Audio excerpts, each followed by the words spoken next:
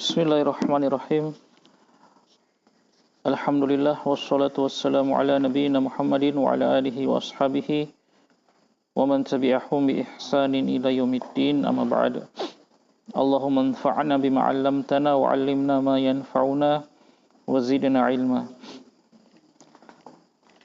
Alhamdulillah, kita bersyukur kepada Allah Subhanahu wa taala yang kembali memberikan kesempatan kepada kita untuk berkumpul di tempat ini, di masjid yang kita cintai, untuk kita melanjutkan pelajaran kita Ushul fi Tafsir yang ditulis oleh Syekh Muhammad bin Shalih Al-Utsaimin rahimahullahu taala. Semoga Allah Subhanahu wa taala mengistiqomahkan kita di atas jalan menuntut ilmu dan memberikan kepada kita kemudahan dalam mengamalkan. Naam. Kita sampai pada pembahasan yang baru.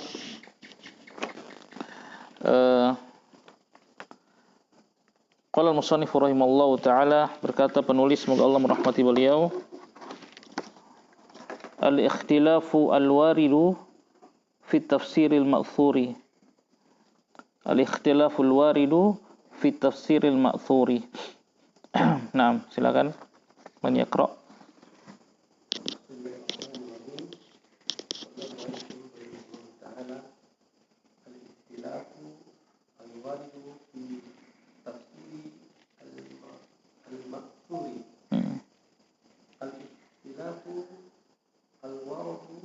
Al-waridu fi tafsir al-ma'thuri ala thalathatin aqsam. Al-qismu al-awwal ikhtilafu fi lafzi duna al-ma'na. Fahada la ta'thira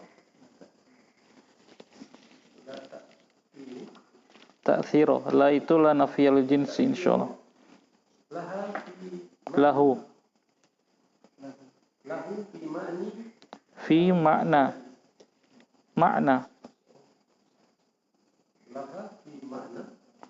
la ta'thira lahu fi ma'na al-ayati.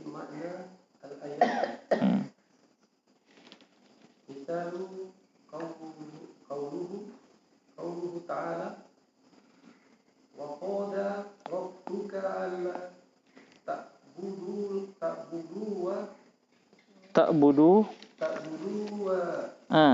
ta'budu waw itu disukun, itu waw jamaah.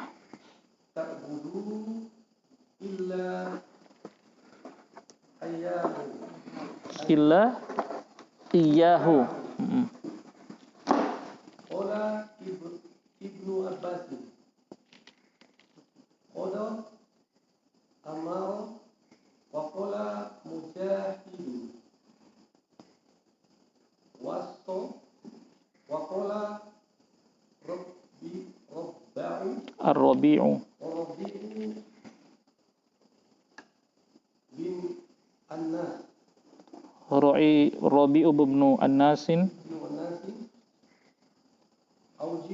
aujaba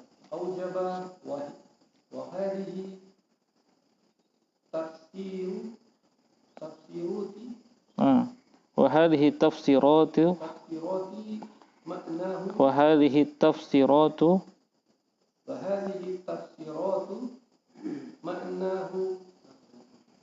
ma'naha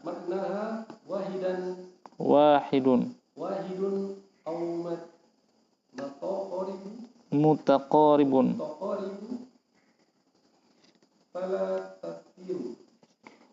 fala ta'thira lihada al-ikhtilafi fi makna al-ayati. Naam, ahsan, barakallahu fik. Berkata penulis, al-ikhtilafu, perselisihan atau kontradiksi atau pertentangan al-waridu yang datang atau yang terdapat fi tafsiri di dalam tafsir al-ma'thuri yang diriwayatkan. Baik. Sebelum kita masuk pada penjelasan beliau di sini Syekh memberikan istilah atau menyebutkan istilah kepada kita at-tafsiru al-ma'thuru. Ya, at-tafsirul ma'thur. Sayangnya beliau tidak menjelaskan apa yang dimaksud dengan at-tafsiru al-ma'thur. Ya. Apa yang dimaksud dengan tafsir al-ma'thur? Sini Syekh Utsaimin rahimahullah ta'ala tidak menjelaskan kepada kita definisiannya apa. Bahkan di dalam syarah pun saya baca syarah beliau tidak jelaskan apa yang dimaksud dengan tafsir al-ma'thur. Nah, kita jelaskan sedikit tentang at-tafsir al-ma'thur. Nah, para ulama ahli tafsir ketika mentafsirkan Al-Quran itu ada secara umum ada dua metode atau dua cara yang mereka tempuh ketika mentafsirkan Al-Quran. Dua metode tersebut atau dua cara tersebut ketika mereka membangun tafsir mereka, yang pertama ada yang namanya at-tafsiru al-ma'thuru. Tafsir yang diasarkan, diriwayatkan. Ma'thur itu maksudnya asar, ya. Asar ini artinya jejak, ya. Secara lugha asar itu artinya apa? Jejak. Tapi secara istilah dia umum, apa saja yang datang dari Nabi SAW, dari para sahabat, dari para tabi'in, atba'ut tabi'in dan orang-orang setelah mereka, itu namanya apa? Asar. Ya. Arti logohnya asar itu artinya jejak. Nah, kalau kita paham maknanya asar, berarti tafsir al-ma'thur, tafsir yang diasarkan, artinya tafsir yang ulama tersebut ketika dia menulis tafsir, ya, tafsir ma'thur ini, dia berpegang teguh dengan asar yang datang dari Nabi SAW dan dari para sahabat dan orang-orang setelah mereka. Itu. Dia benar-benar konsisten berpegang dengan riwayat dalam mentafsirkan. Dia tidak masukkan ra'yu dia ketika mentafsirkan makna suatu ayat. Benar-benar dia hanya membawakan perkataan hadis atau perkataan para sahabat atau perkataan para tabi'in, atba'ut tabi'in dan imam-imam setelah mereka. Jadi benar-benar dia konsisten berpegang dengan asar. Sebab itu disebut tafsir bil ma'thur atau at-tafsiru al-ma'thur. Tafsir yang diasarkan itu. Jadi dia tidak menambahkan ra'yu dia ke dalam tafsir tersebut kecuali sangat sedikit mungkin. Di setiap makna ayat atau hukum dari ayat-ayat tersebut dia mengambil dari perkataan Rasulullah, ya, perkataan para sahabat, tabi'in, atba'ut tabi'in dan imam-imam setelah mereka. Itu namanya tafsir bil atau at-tafsirul ma'thur. Ya, tafsir yang diasarkan.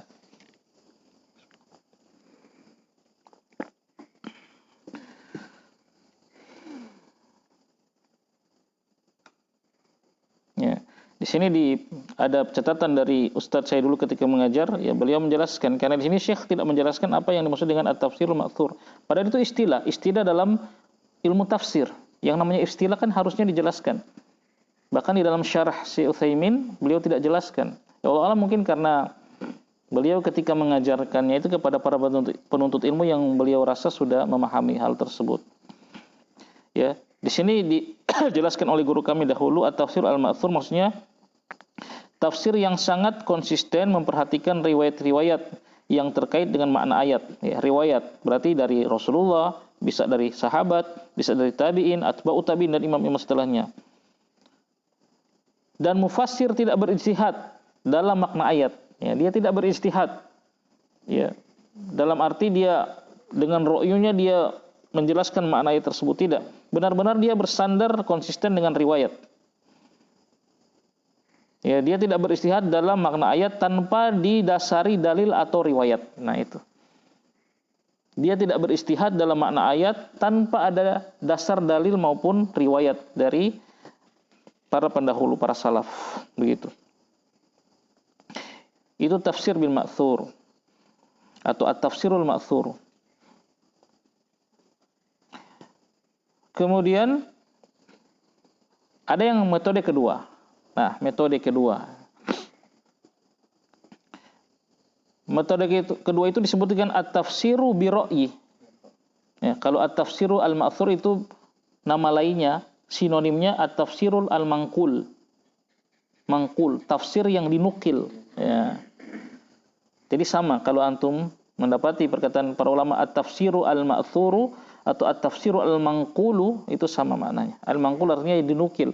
Jadi si ulama ahli tafsir ini cuma menukil makna ayat ini, dia nukil dari Rasulullah, dari sahabat, dari tabi'in, atba'ut tabi'in, dari para imam, begitu. Itu yang kedua, yang pertama. Kemudian yang kedua at-tafsiru bi ra'yi. Tafsir dengan ra'yi. Apa? Akal, dengan ijtihad. Ya. Ijtihad kan itu mengerahkan akal, daya, tenaga, pemikiran, ya, perenungan, ya. Nah, at-tafsiru bi ra'yi ini ada dua. Ada yang mahmudun, yang dipuji, yang baik dan yang baik, yang diterima. Ada yang mazmumum, yang dicela. Itu. Ada yang dipuji, ada yang dicela.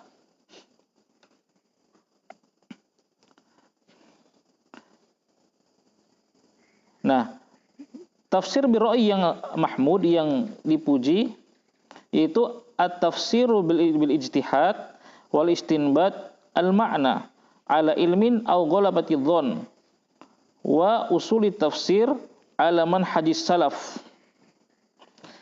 Ya, tafsir bil ra'yi yang terpuji ini adalah tafsir yang sang mufassir, sang pentafsir itu dia beristihad dan beristinbat. Ya. Ijtihad itu apa? Badlu juhdi, mengerahkan tenaga, sekuat tenaga.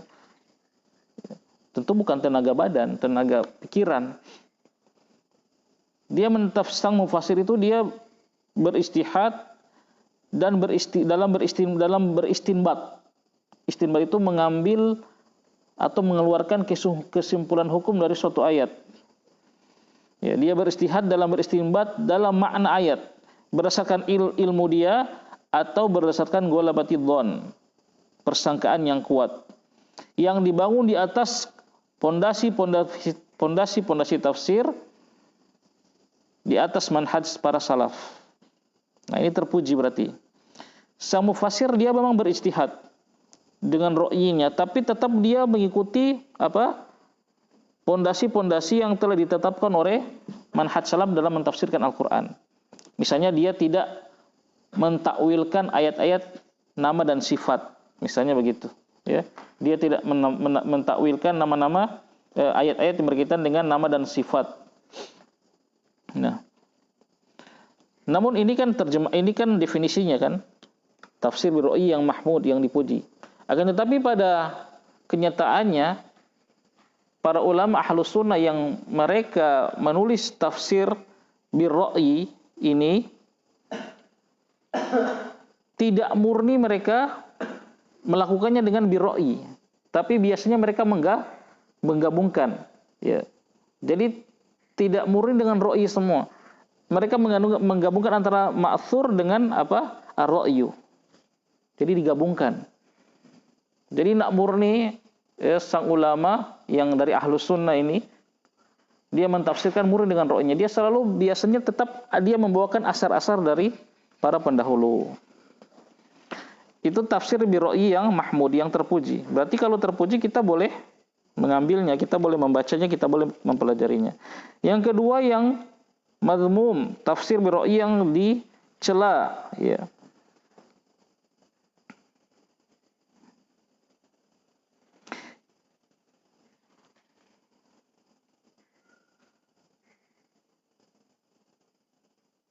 yaitu mentafsirkan Al-Quran dengan akal dan hawa nafsu yang menyalahi kaidah usul tafsir yang telah disepakati oleh ulama salaf.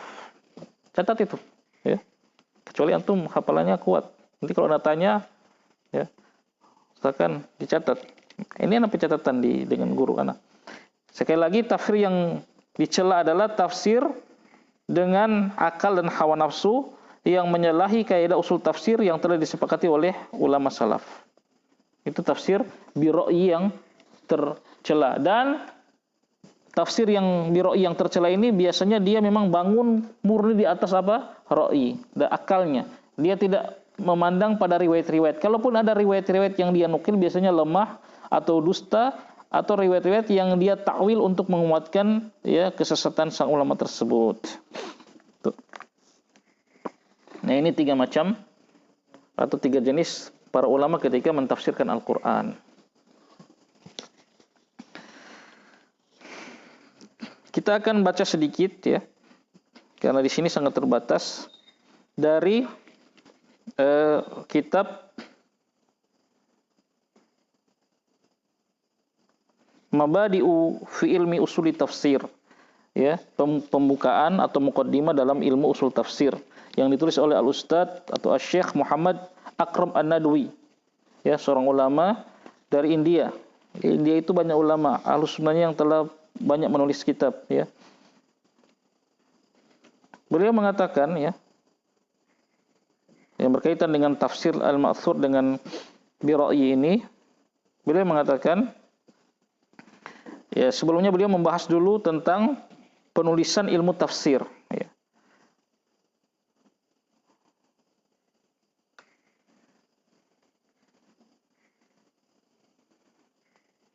Nah, tafsir birra'yi dengan al-ma'thur ini sebenarnya sudah dipelopori dan dimulai oleh siapa? Para sahabat, ya. Beliau mengatakan di halaman 18, ya, karena Nabi sallallahu alaihi wasallam ayyama mahayatihi huwal marji'u fi tafsir. Adalah Nabi sallallahu alaihi wasallam ketika beliau masih hidup, beliau adalah marji fi tafsir, apa? Rujukan dalam tafsir, ya. Ketika beliau masih hidup, ya, para sahabat gampang ketika ingin mengetahui tafsir suatu ayat langsung rujuk kepada Rasulullah, langsung bertanya ketika beliau masih hidup.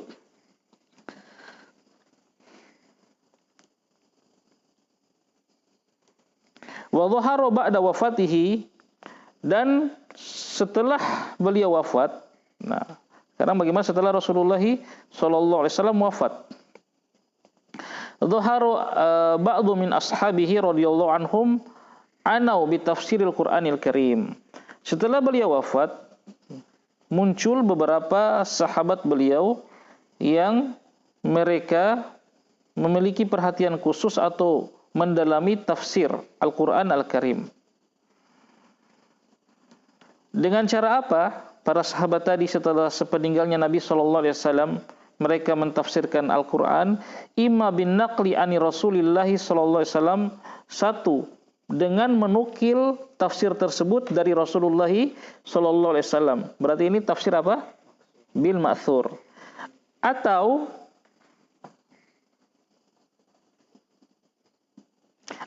bi ra'yihim, atau dengan ra'yu mereka, ya, dengan ijtihad mereka, dengan akal mereka. Tapi ingat, belum titik sampai di situ. Au bi ra'yihim al-qa'imi ala malakatihim at-tamati li lughatil arabi wa fahmihim al-kamili li usuli ad-dini wa ruhu asy-syar'i wa ruhi asy-syari'ati. Atau yang kedua, kalau mereka tidak mendapatkan nukilan dari Rasulullah, ya, kan tidak semua sahabat, ya, menguasai tafsir dari Rasulullah. Kalau mereka tidak dapatkan itu, mereka menggunakan ra'yu yang dibangun di atas kemampuan mereka yang sempurna dalam memahami bahasa Arab dan pemahaman mereka yang sempurna terhadap usuluddin, terhadap pokok-pokok agama dan ruhus syariah, dan terhadap, ya, ruh dari syariat ini. Itu. Berarti ini tafsir bi apa? Bi ra'yi. Nah, para sahabat menggabungkan. ya, antara tafsir bil ma'thur dan tafsir bi ra'yi. Makanya saya katakan tadi, ya, pada hakikatnya tidak ada ulama ahlu sunnah yang dia berdiri sendiri tafsir bi ra'yi ya, tidak ada. Biasanya mereka menggabungkan. Ada yang tafsir bil ma'thur saja, memang dia nukil, semua nukil. Setiap makna ayat itu dinukil. Ada yang menggabungkan dengan nukilan, kemudian dengan ijtihad dia, ya. Dia mentafsirkan ayat Al-Quran. Adapun yang mentafsirkan dengan akal saja, ya, akal saja, murni dengan akal, itu biasanya para mufassir dari kalangan ahlul bid'ah. Itu Mu'tazilah, ya, Qadariyah.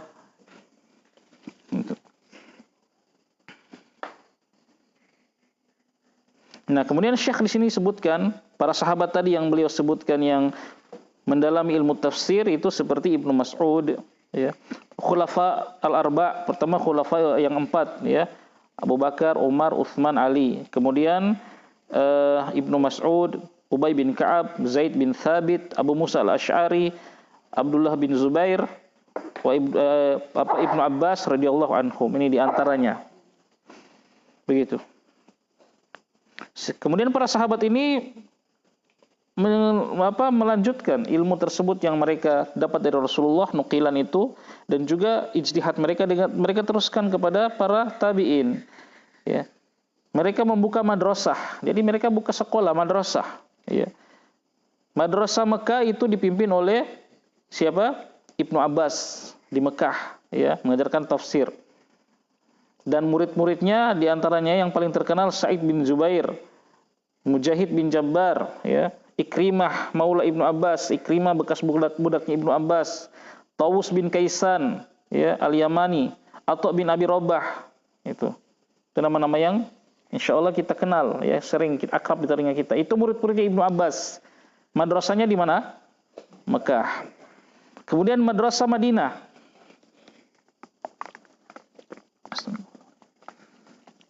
Dulu lihat semangatnya para sahabat mengajar, ya, menuntut ilmu dan mengajarkan, menyebarkan ilmu, masya Allah, radhiyallahu anhum.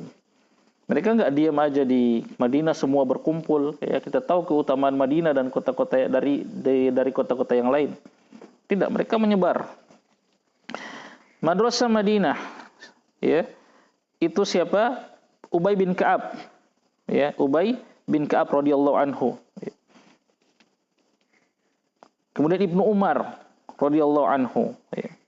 Di antara murid-murid mereka yang paling terkenal Abu Aliyah, ya, Zaid bin Aslam itu.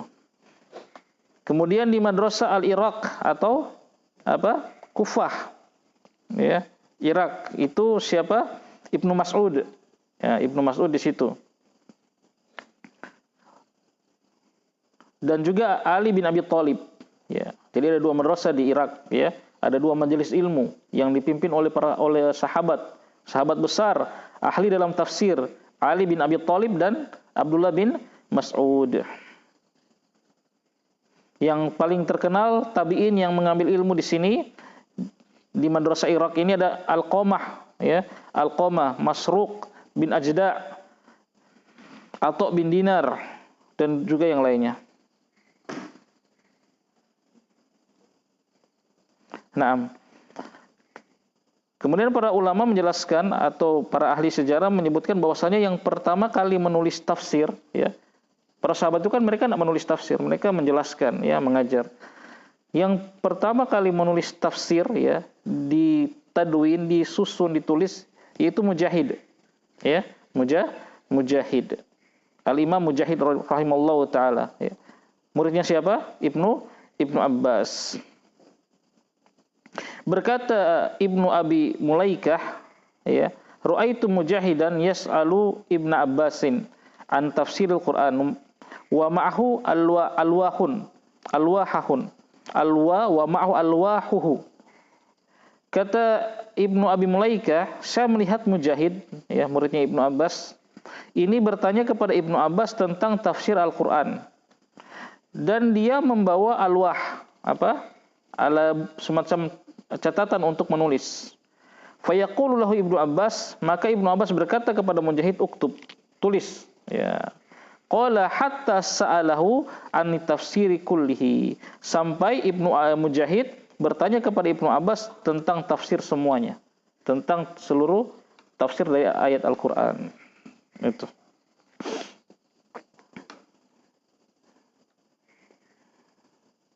Kemudian beliau melanjutkan sini. Kutubut tafsir, kitab-kitab tafsir. Wal kutubu allati ulifat fi tafsir anwa'un mukhtalifatun. Dan kitab-kitab yang ditulis dalam masalah tafsir ini ada macam-macam modelnya. Minha di antaranya tafasiru ghalaba alaihi an-naqlu anin Nabi sallallahu alaihi wasallam wa ashabihi wa tabi'in. Tafsir yang dominasinya atau dominannya dalam tafsir tersebut itu adalah menukil riwayat dari Rasulullah sallallahu alaihi wasallam atau dari sahabatnya dan juga dari para tabi'in atau dari para wasalaf fi hadhil ummah dan para salaf umat ini.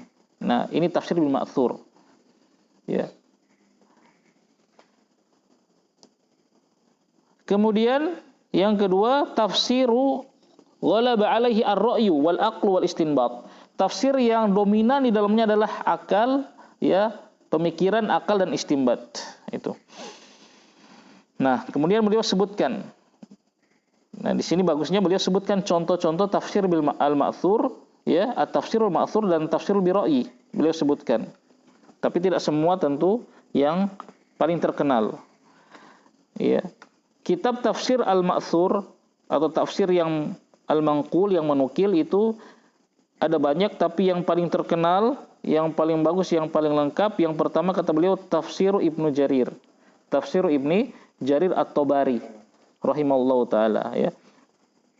Tafsir Ibnu Jarir At-Tabari rahimallahu taala.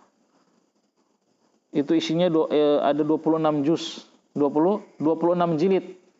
Tafsir At-Tabari 26 jilid. Ya. Wa huwa ta'liful, dan itu merupakan tulisan dari al-Imam Mujtahid Abu Ja'far Muhammad bin Jarir bin Zaid At-Tabari yang beliau meninggal pada tahun 310 Hijriah. Al-Imam Tabari meninggal tahun 310 Hijriah di Baghdad.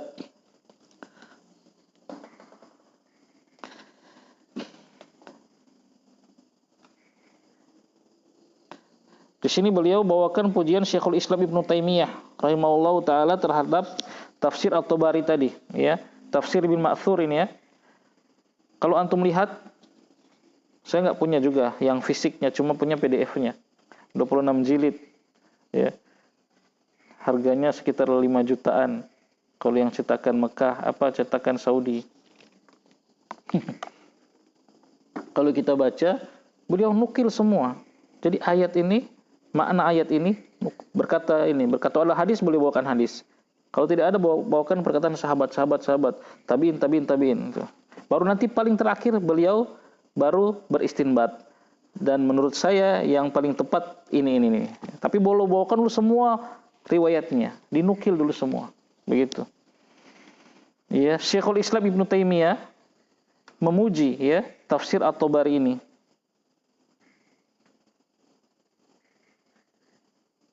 Wa amat tafasir, berkata Syekhul Islam Ibnu Taimiyah, ya, dalam Majmu' Fatawa, beliau mengatakan, wa amat tafasiru allati fi aidin nas fa asahhuha tafsir Muhammad bin Jarir At-Tabari. Adapun tafsir-tafsir yang berada di tangan manusia, saat yang tersebar pada manusia, kata beliau, maka yang paling sahih, yang paling bagus adalah tafsir Muhammad bin Ja'far At-Tabari. Ya, jadi yang memuji ini ulama sekelas Syekhul Islam Ibnu Taimiyah, ya. Fa innahu yadhkuru maqalatis salaf bil asanadi ats-tsabitati, ya. Di dalam tafsir itu, kata Syekhul Islam Ibnu Taimiyah, di dalam tafsir At-Tabari itu beliau menyebutkan perkataan-perkataan para salaf dengan sanad-sanad yang kuat. Wa laisa fihi bid'atun, dan tidak ada bid'ah di dalamnya. Nah, tidak ada bid'ah dalam tafsir At-Tabari tersebut. Wala yanqulu 'anil muttahimina, dan dia Al-Imam Abu Ja'far At-Tabari dalam tafsirnya, kata Syekhul Islam Ibnu Taimiyah, dia tidak menukil dari orang-orang atau dari perawi yang al-muttahimina, yang muttaham bil kadzib, al-muttahimina, yang muttaham bil kadzib, orang-orang yang tertuduh berdusta, ya. Jadi Jadi ada rawi yang dia muttaham bil kadzib. Muttaham bil kadzib itu dia satu tingkat di bawah kadzib. Kalau kadzib jelas pendusta rawinya. Jelas, oh dia itu pendusta. Kalau muttaham bil kadzib tertuduh berdusta. Dia kalau menyampaikan ilmu tidak dusta. Tapi kalau dalam pergaulan sehari-hari bicaranya dusta. Nah, rawi yang seperti ini ditolak. Ditolak oleh para ulama.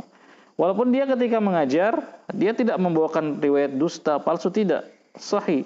Tapi dalam mereka teliti kehidupan sehari-hari dia banyak berbuat apa? Bicara dusta. Jadi ibarat ustadz zaman sekarang, kalau mengajar benar, tapi dalam pergaulan sehari-hari sering berdusta, ya, sering hutang tidak bayar. Nah, ini ditolak, ya. Tidak boleh diambil ilmunya. Karena dikhawatirkan semakin lama seperti itu, nanti dustanya masuk kepada ketika dia mengajar.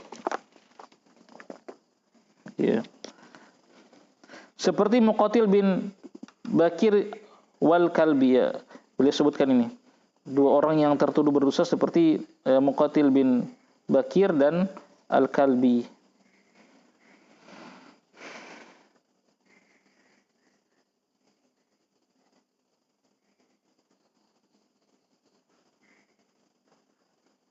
Berkata Al-Imam Asyuti rahimahullahu taala, ahli tafsir.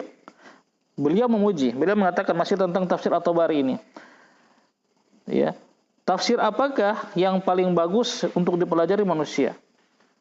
Maka aku katakan tafsir Al-Imam Abu Ja'far At-Tabari. Ya. Alladzi ajma'al ulama'u al-mu'tabiruna ala an al-mu'tabaruna annahu lam yu'allaf fi tafsiri mislihi. Yang para ulama yang dianggap, maksudnya ulama Ahlussunnah itu bersepakat bahwasanya tidak ada tafsir yang ditulis yang semisal dengan tafsir Al-Imam At-Tabari. Ini perkataan siapa? Al-Imam As-Suyuti. Itu. Ini yang memuji ahli tafsir. Imam Suyuti punya tafsir, ya. Namanya tafsir Jalalain, ya. Al-Imam Jalaluddin As-Suyuti dan gurunya Jalaluddin Al-Mahali, dua Jalaluddin, makanya disebut tafsir Jalalain. Nah, ini ulama yang memuji. Kalau yang memuji ulama itu kita tidak usah ragukan. Ya, kalau memuji orang awam, ya sangat-sangat diragukan. Orang awam tahu apa? Mana tahu dia mana yang bagus? Ustadz itu bagus, ustadz itu jelek, dia tidak tahu. Ya, yang memberikan rekomendasi harus orang yang berilmu juga. Nah, ini yang memberikan rekomendasi tafsir At-Tabari ini sudah dua tadi yang kita nukil, Syekhul Islam Ibnu Taimiyah dan Al-Imam Asyuti. Tidak pernah ditulis tafsir semisal ini katanya. Ya, berkata Al-Imam Nawawi. Nah, satu lagi. Al-Imam Nawawi rahimahullahu taala dalam At-Tahdzib, ya, Kitabu Ibnu Jarir fi tafsir lam yusannaf ahadun mislihi, ya, atau misluhu. Imam Nawawi mengatakan kitab tafsirnya Ibnu Jarir At-Tabari rahimahullahu taala tidak pernah ditulis, ya, lam yusannifu ahadun mislahu. Tidak pernah seorang pun menulis tafsir seperti itu. Nah, jadi kalau kita sederhanakan tidak ada duanya, ya, tidak ada duanya tafsir tersebut. Nah, ini contoh tafsir bil ma'thur yang pertama yang paling bagusnya, ya. Jadi kalau antum ditanya apa tafsir bil ma'thur yang paling bagus, jawabnya apa? Ya, tafsir Al-Imam Abu Ja'far At-Tabari. Yang kedua beliau berikan contoh sini tafsir Ibnu Atiyah. Tafsir Ibnu Atiyah. Tafsirnya Ibnu Atiyah. Nama beliau Al-Imam Al-Alama Al-Syekh Al-Mufassirin Abu Muhammad Abdul Haq bin Abi Bakar, ya, Ibnu Atiyah Al-Gharnati. Ya, di mana itu Gharnat? Beliau meninggal pada tahun 541 Hijriah. Ya, Ibnu Atiyah. Judul kitabnya, ya, judul kitab tafsirnya Al-Muharrar Al-Wajizu fi Tafsiril Kitabil Aziz, ya. Al-Muharrar yang telah disaring, Al-Wajiz yang ringkas dari tafsir Al-Kitabil Aziz. Itu termasuk tafsir yang paling bagus. Berkata Syekhul Islam Ibnu Taimiyah, ya, Syekhul Islam memuji lagi, ya, tafsirnya Ibnu Athiyah ini. Tafsir Ibnu Athiyah khairun, ya, lebih baik dari tafsirnya Az-Zamakhsyari. Zamakhsyari ini Mu'tazilah yang punya tafsir, ya, yang tafsir yang besar. Kata Syekhul Islam ini tafsirnya Ibnu Athiyah itu lebih baik dari tafsirnya Zamakhsyari, ya. Wa asahhu naqlan wa bahthan, yang paling sahih penakilannya dan pembahasannya. Wa ab'adu anil bid'ah, dan yang paling jauh dari bid'ah. Tafsir Ibnu Athiyah ini paling jauh dari bid'ah. Nah, kita tidak bacakan semua, ya. Kemudian yang ketiga, tafsirnya beliau sebutkan di sini tafsir Ibnu Matsur. Insyaallah ini kita akrab. Tafsir Ibnu Katsir. Tafsir Ibnu Katsir. Nah, usahakan antum punya ini. Dia nak terlalu banyak, cuman 8 juz. Dan sudah ada terjemahannya. Kalau At-Tabari tadi panjang sekali, ya. Kalau Ibnu Katsir ini agak ringkas, tapi ini juga dengan nukilan. Ya. Ditulis oleh al-Imam yang mulia Al-Hafidh. Ya, kalau disebut Al-Hafidh itu ada dua kemungkinan, Ibnu Katsir atau Ibnu Hajar Al-Asqalani. Nama beliau Imaduddin, atau julukan beliau Imaduddin Abul Fida. Nah, Abul Fida itu kunyah beliau. Ismail nama beliau. Imaduddin bukan haji, bukan Ustadz Imaduddin, ya. Yang jabat kubagi deng Ba'lawi. Kiai Imaduddin. Imad itu apa? Ini imad. Tiang agama, Masya Allah. Ini asli tiang agama, insya Allah, bukan yang itu. Ya, Ibnu Katsir ini Imaduddin Abul Fida, nama kunyah beliau Abul Fida. Ismail bin Umar, ya, bin Katsir Al-Quraisy, ya, dari Quraisy beliau. Bukan Al-Qurashi, ya, Al-Qurashi. Al-Basri, Ad-Dimashqi. Berarti 3 kali pindah tempat, ya. Boleh seorang itu sandarkan pada tempat-tempat pernah dia tinggal, ya. Para ulama menjelaskan boleh, ada yang mengatakan minimal dia tinggal di situ beberapa bulan. Jadi antum misalnya pernah di Jogja selama 1 tahun, terus pindah ke Kota Mobagu, bisa antum sebutkan, ya. Khairil al-Jogjakarti al-Kota Mobagi. Nah, begitu. Boleh dinisbatkan pada suatu tempat, tapi dengan syarat dia tinggal beberapa lama di situ. Ini Al-Imam Ibnu Katsir pindah-pindah tempat. Beliau meninggal pada tahun berapa? 774 Hijriah. 774 Hijriah. Nah, sudah mutaakhirin berarti. Ya, sudah agak-agak akhir, ya. Ulama itu kan dari sisi waktunya ada yang taqaddimin, mutaakhirin, muasirin. Muasirin yang sekarang, yang ulama kekinian, ya, Syekh bin Baz, Syekh Utsaimin, itu muasirin. Ya, kitab tafsir beliau termasuk min ahsan, yang paling bagus dalam, ya, di antara kitab-kitab tafsir, ya. Ini. Kemudian berikut tadi 3 contoh itu saja beliau bawa sini, ya. Tafsir Ibnu Matsur 3, ya. Tafsirnya Ibnu Jarir At-Tabari, Ibnu Athiyah, dan Ibnu Katsir. Kemudian beliau sebutkan di sini contoh tafsir yang al-aqli, ya, atau bi-ra'yi, ya, kutubut tafsir al-aqli, kitab tafsir al-aqli, dengan akal atau dengan ra'yi. Nah, yang Ahlus Sunnah punya di sini beliau, ya, kan kita sebutkan tadi, ya, kan, ada yang terpuji, ada yang tercela. Yang terpuji tentu yang Ahlus Sunnah, yang kalau kita lihat pada hakikatnya dia tidak dengan ra'yi tok, ya, tidak, dia gabungkan dengan asar, dengan pemikiran, ya, dengan akal.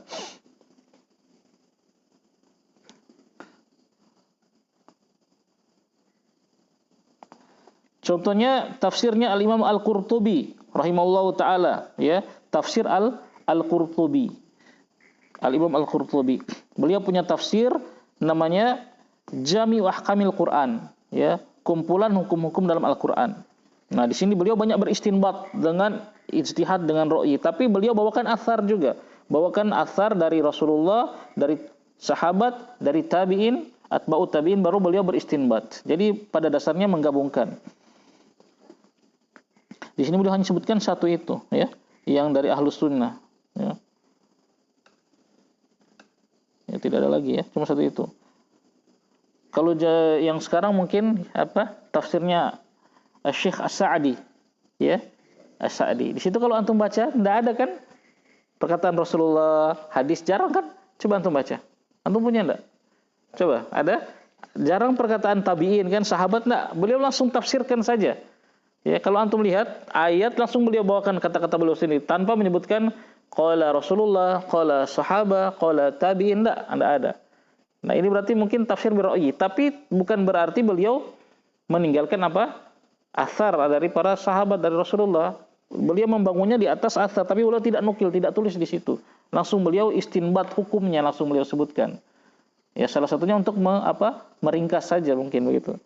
Kalau beliau bawakan lagi athar semuanya, ya, nanti jadi 26 jilid seperti tafsirnya Abu Ja'far At-Tabari. Nah, begitu. Adapun tafsir yang bira'yi yang madmum, yang tercela di sini, nah beliau sebutkan banyak, ya. Namanya ada yang tadi Al-Imam Muhammad Az-Zamakhsyari, ya. Tafsir Al-Kasyaf. Ini hati-hati. Tafsir Al-Kasyaf judulnya. Ini tafsir bira'yi yang tercela. Tafsir Al-Kasyaf. Yang penulisnya ini adalah imam dalam masalah bahasa Arab, dalam masalah nahwu. Nah, itu mereka jago-jago sekali. Jangan salah, ya. Dan beliau adalah Kabirul Mu'tazilah. Pembesarnya Mu'tazilah itu. Namanya Abul Qasim, Masya Allah, Abul Qasim lagi. Padahal ada riwayat Nabi melarang kita berkunyah dengan Abul Qasim. Karena Abul Qasim itu Rasulullah pakai kunyah. Kita tidak boleh. Kalau kita punya anak Qasim, ya Abu Qasim saja. Jangan pakai alif lam mim. Ya, alif lam mim. Jangan pakai alif lam. Ta'rif. Kalau Abul Qasim itu kunyahnya Rasulullah. Nah, ini si Zamakhsyari kunyahnya Abul Qasim, Mahmud bin Umar bin Muhammad Az-Zamakhsyari. Ya. Beliau ini meninggal, ya, tahun 530 Hijriah. Dia membangun tafsirnya, lihat. Di atas, ya, Daqaiq al-Balaghah, ketelitian kedalaman balaghah bahasa Arab. Masya Allah, ya. Dan makna wal ma'ani wal bayan, ya, makna-makna ayat dan penjelasan-penjelasannya. Dan banyak manusia yang membaca tafsir ini. Nah, kemudian beliau komentari penulis, ya, tadi, ya, walaula anahu kaddara tafsirahu bil bid'ah al-i'tizal, ya, wa tahrifal ayat wa taswiyatuha ala madhhabi lafasid lakana min ahsani tafasir. Kalau seandainya Zamakhsyari ini tidak mencampur adukan dalam tafsir ini bid'ah, ya, bid'ahnya Mu'tazilah dan juga tahriful ayat, penyelewengan ayat, maka sungguh tafsir ini akan menjadi tafsir yang paling baik. Itu. Tapi sayang di dalamnya penuh dengan bid'ah Mu'tazilah. Jangan dibaca. Nanti kena syubhat. Kata Syekhul Islam Ibnu Taimiyah, ya, wa amal Zamakhsyari fatafsiruhu mahsyuun bil bid'ah. Ya, Zamakhsyari tafsirnya itu dipenuhi, dihiasi dengan bid'ah, ya.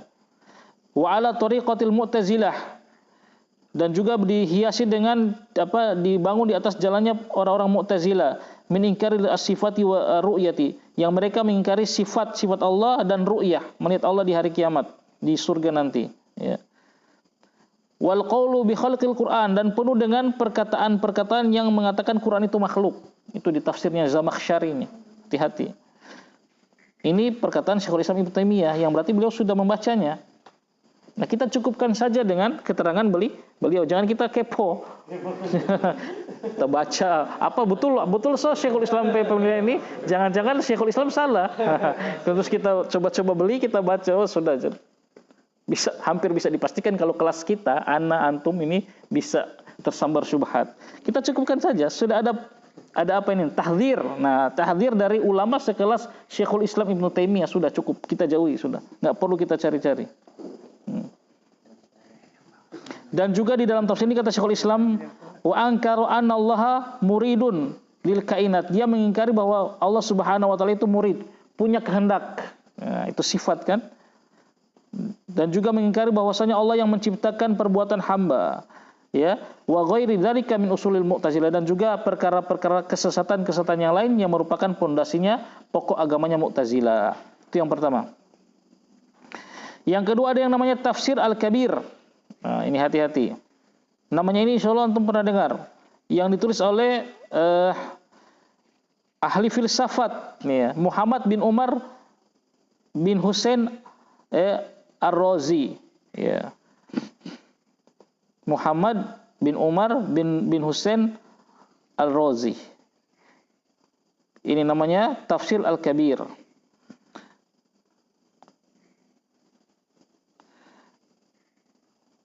Berkata, dikomentari oleh Imam Suyuti, tafsir ini dipenuhi dengan perkataan-perkataan syubhatnya filsafat. Aduh, hati. Ini kacau ini. Lebih mengerikan lagi filsafat ya. Yang dia membahas di dalamnya secara panjang lebar yang tidak ada faedahnya. Penuh dengan perkara yang tidak ada faedah. Berkata Abul Hayyan, Al-Imam Al-Hayyan Al-Andalusi, ya, seorang ulama besar Ahlussunnah, punya tafsir namanya Al-Bahrul Muhyit. Nah, ini tafsir ulama Ahlussunnah juga. Nah, Al-Imam Abu Hayyan Al-Andalusi mengatakan, ya, ini lucu perkataannya. Jama'a al-Imamu Ar-Razi fi tafsirihi asya'an katsiratan tawilatan la hajata biha fi ilmi tafsir. Walidzalika qala ba'dul ulama fihi kullu syai'in ila tafsir. Berkata al-Imam Abu Hayyan Al-Andalusi, Imam Al-Sunnah ini punya tafsir besar namanya Bahrul Muhyit. Ya. Al-Imam Ar-Razi ini mengumpulkan dalam tafsirnya berbagai macam perkara yang sangat panjang, la hajata biha fi ilmi tafsir, yang enggak ada manfaatnya dalam ilmu tafsir. Bahkan sebagian ulama mengatakan fihi kullu syai'in illa tafsir. Di dalam tafsir Ar-Razi tadi ada segala sesuatu kecuali tafsir. Jadi antum mau cari apa saja ada di situ kecuali tafsir yang tidak ada. Padahal itu kitab tafsir. Itu ahli filsafat begitu, ikhwan. Dari dulu. Antum pernah ngobrol dengan orang filsafat? Coba lihat tuh, suka bahas yang nggak penting, yang nggak manfaat, yang aneh-aneh. Coba 2 jam, 3 jam ngobrol dengan dia tidak ada faedah. Iya, gitu. Jadi kalau dia mau ajak antum ngobrol tentang ilmu orang filsafat, 3 jam itu antum bisa katakan apa? Dia bicarakan segala sesuatu kecuali ilmu. Tidak ada. Nah, ini dia tulis di dalam tafsirnya segala sesuatu kecuali tafsir. Tidak ada tafsirnya. Tidak usah dibaca. Nah, ini contoh-contoh sudah kita sebutkan saja ya. Contoh-contohnya banyak di sini beliau sebutkan. Nah, ya, agar kita terbuka ya khazanah ilmu kita mengenal kitab-kitab tafsir para ulama. Nah, itu tafsir bil ma'thur. Jadi kesimpulan lagi balik apa? Ada 2, at-tafsiru bil al-ma'thur, at-tafsiru bi ra'yi. Ada yang terpuji dan ada yang tercela. Nah, sekarang kita bahas at-tafsiru bil ma'thur. At-tafsirul ma'thur ini tafsir yang diasarkan, yang penukilan dari para salaf ini terkadang di dalamnya terdapat khilaf. Nah, jadi sahabat A bilang ini maknanya tafsir ayat ini A. Sahabat yang satu mengatakan bukan, tafsir ayat ini B. Yang satu mengatakan tafsir ayat ini C. Nah, bagaimana kita menyikapi khilaf-khilaf tersebut? Nah, al-ikhtilafu khilaf al-waridu yang datang fi tafsir dalam tafsir al-ma'thur yang diasarkan atau yang di al-manqul ada 3 macam, ala thalathati aqsamin. Ada 3 macam. Al-qismul awwalu, kism yang pertama. Yang macam yang pertama. Ikhtilafu fil lafzi dunal ma'na. Ikhtilafu, ada pertentangan, perbedaan fil lafzi, dalam lafadznya. Lafadz apa ini? Lafadz tafsir, bukan lafadz ayat ya. Lafadz tafsir. Dunal makna, tapi tidak dengan maknanya. Berarti yang berbeda cuma apa? Lafadznya, tapi maknanya sama. Nah, ini. Fahada, maka yang ini yang cuma beda penyebutan tapi maknanya sama itu la ta'thira, tidak ada pengaruh, ya. Lahu fi makna ayat, tidak ada pengaruh dalam makna ayat.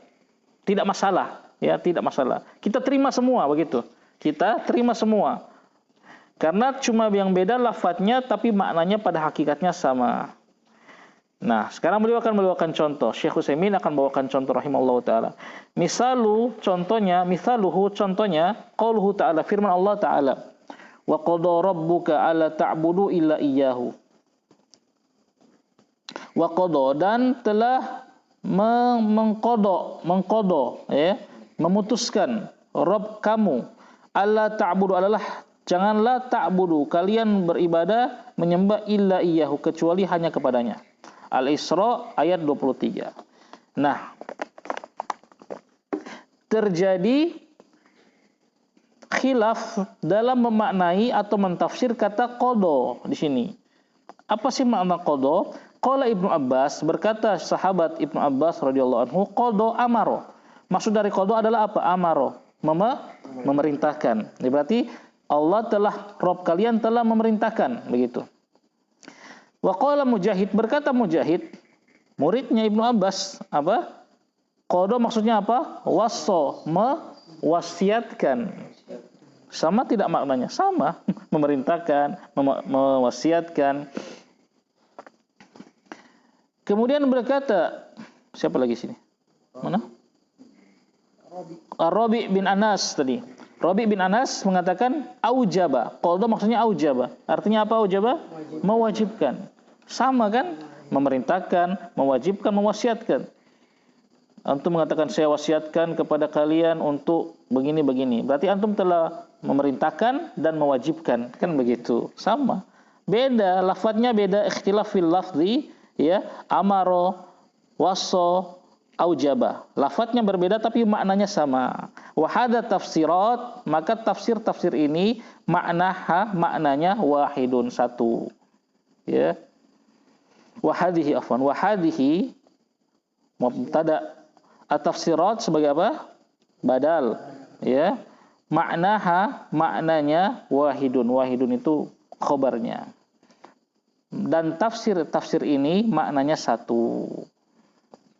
Au mutaqaribun, atau saling berdekatan. Kalaupun maknanya tidak sama tapi saling berdekatan makna, sinonim begitu. Ya, tidak jauh-jauh amat. Maka tidak masalah kalau antum ditanya apa makna qada dalam ayat ini, antum katakan apa? Wassa, amara, aujaba. Silakan antum gunakan penafsiran para salaf itu semua, tidak masalah. Kalau ada yang mengatakan, loh, ana tanya kemarin Pak antum bilang wassa. Sekarang kenapa antum bilang apa? Amaro. Besok ya aujaba. Antum ini bagaimana? Pelin-pelan dong.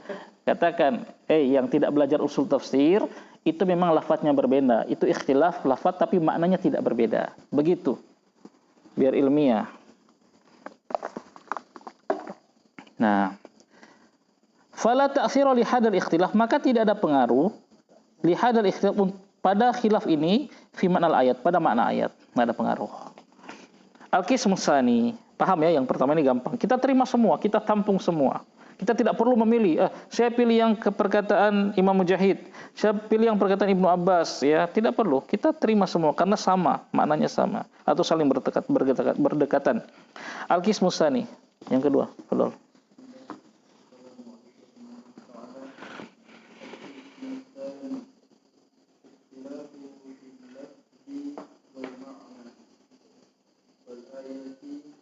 Wal ayatu mubtada.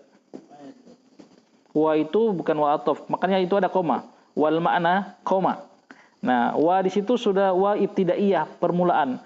Biasakan permulaan kata orang Arab itu suka bilang wa bagaimana wa. Itu jadi antum harus perhatikan ini wa ataf atau sudah dia memulai perkataan.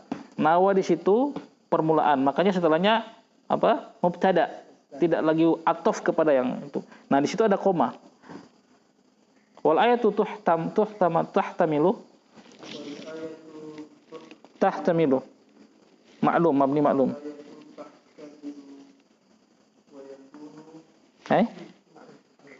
Al-ma'nayaini.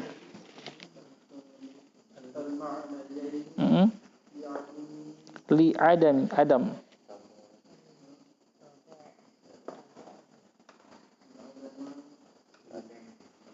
Li ada huruf jar kan? Li adami.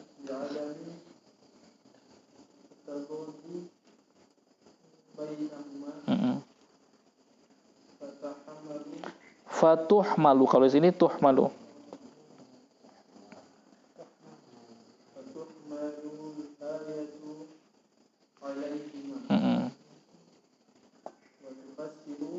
Wa tufassaru jadikan majhul.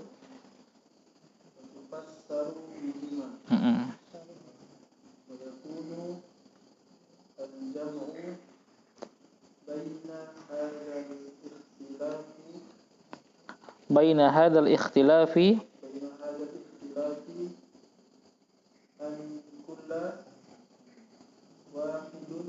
setiap setelah kulla itu wahidin majrur. Anna kulla wahidin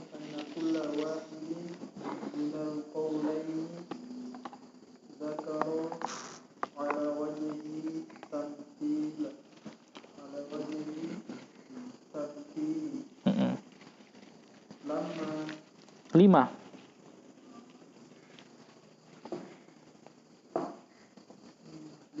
ta'nihi al-ayati au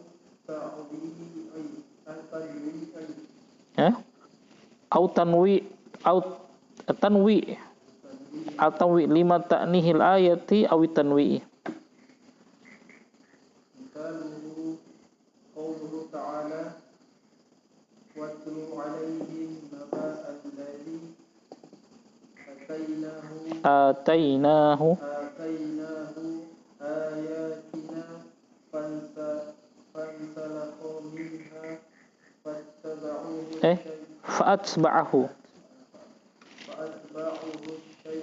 atba'ahu af'ala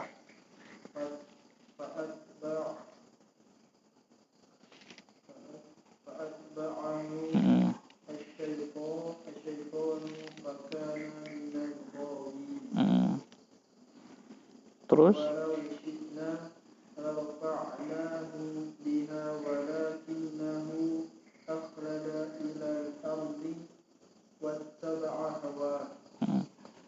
Qala Ibnu Mas'udin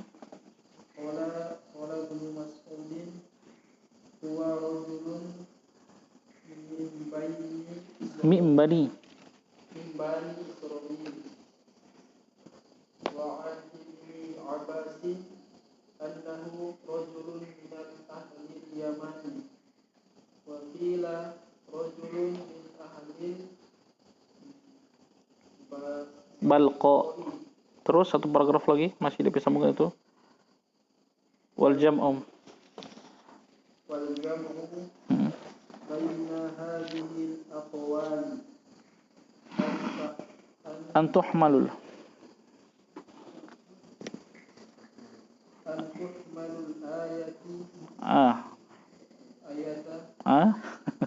mabni majhul, setelahnya naibul fa'il berarti. Antuhmala, ya ada an ya. Antuhmalal ayah tu naibul fa'il rafa. Antuhmalal ayatu alaiha kulluha itu apa? Kullu mukhtarat. Kullu sebagai apa kullu itu? Taukid apa? Maknawi. Maka dia ikut yang di taukid yang muakkadnya. Ya, muakkadnya al-ayah. Makanya apa? Kulluha. Naam, terus li'annaha tahtamiluha min ghairi tadadi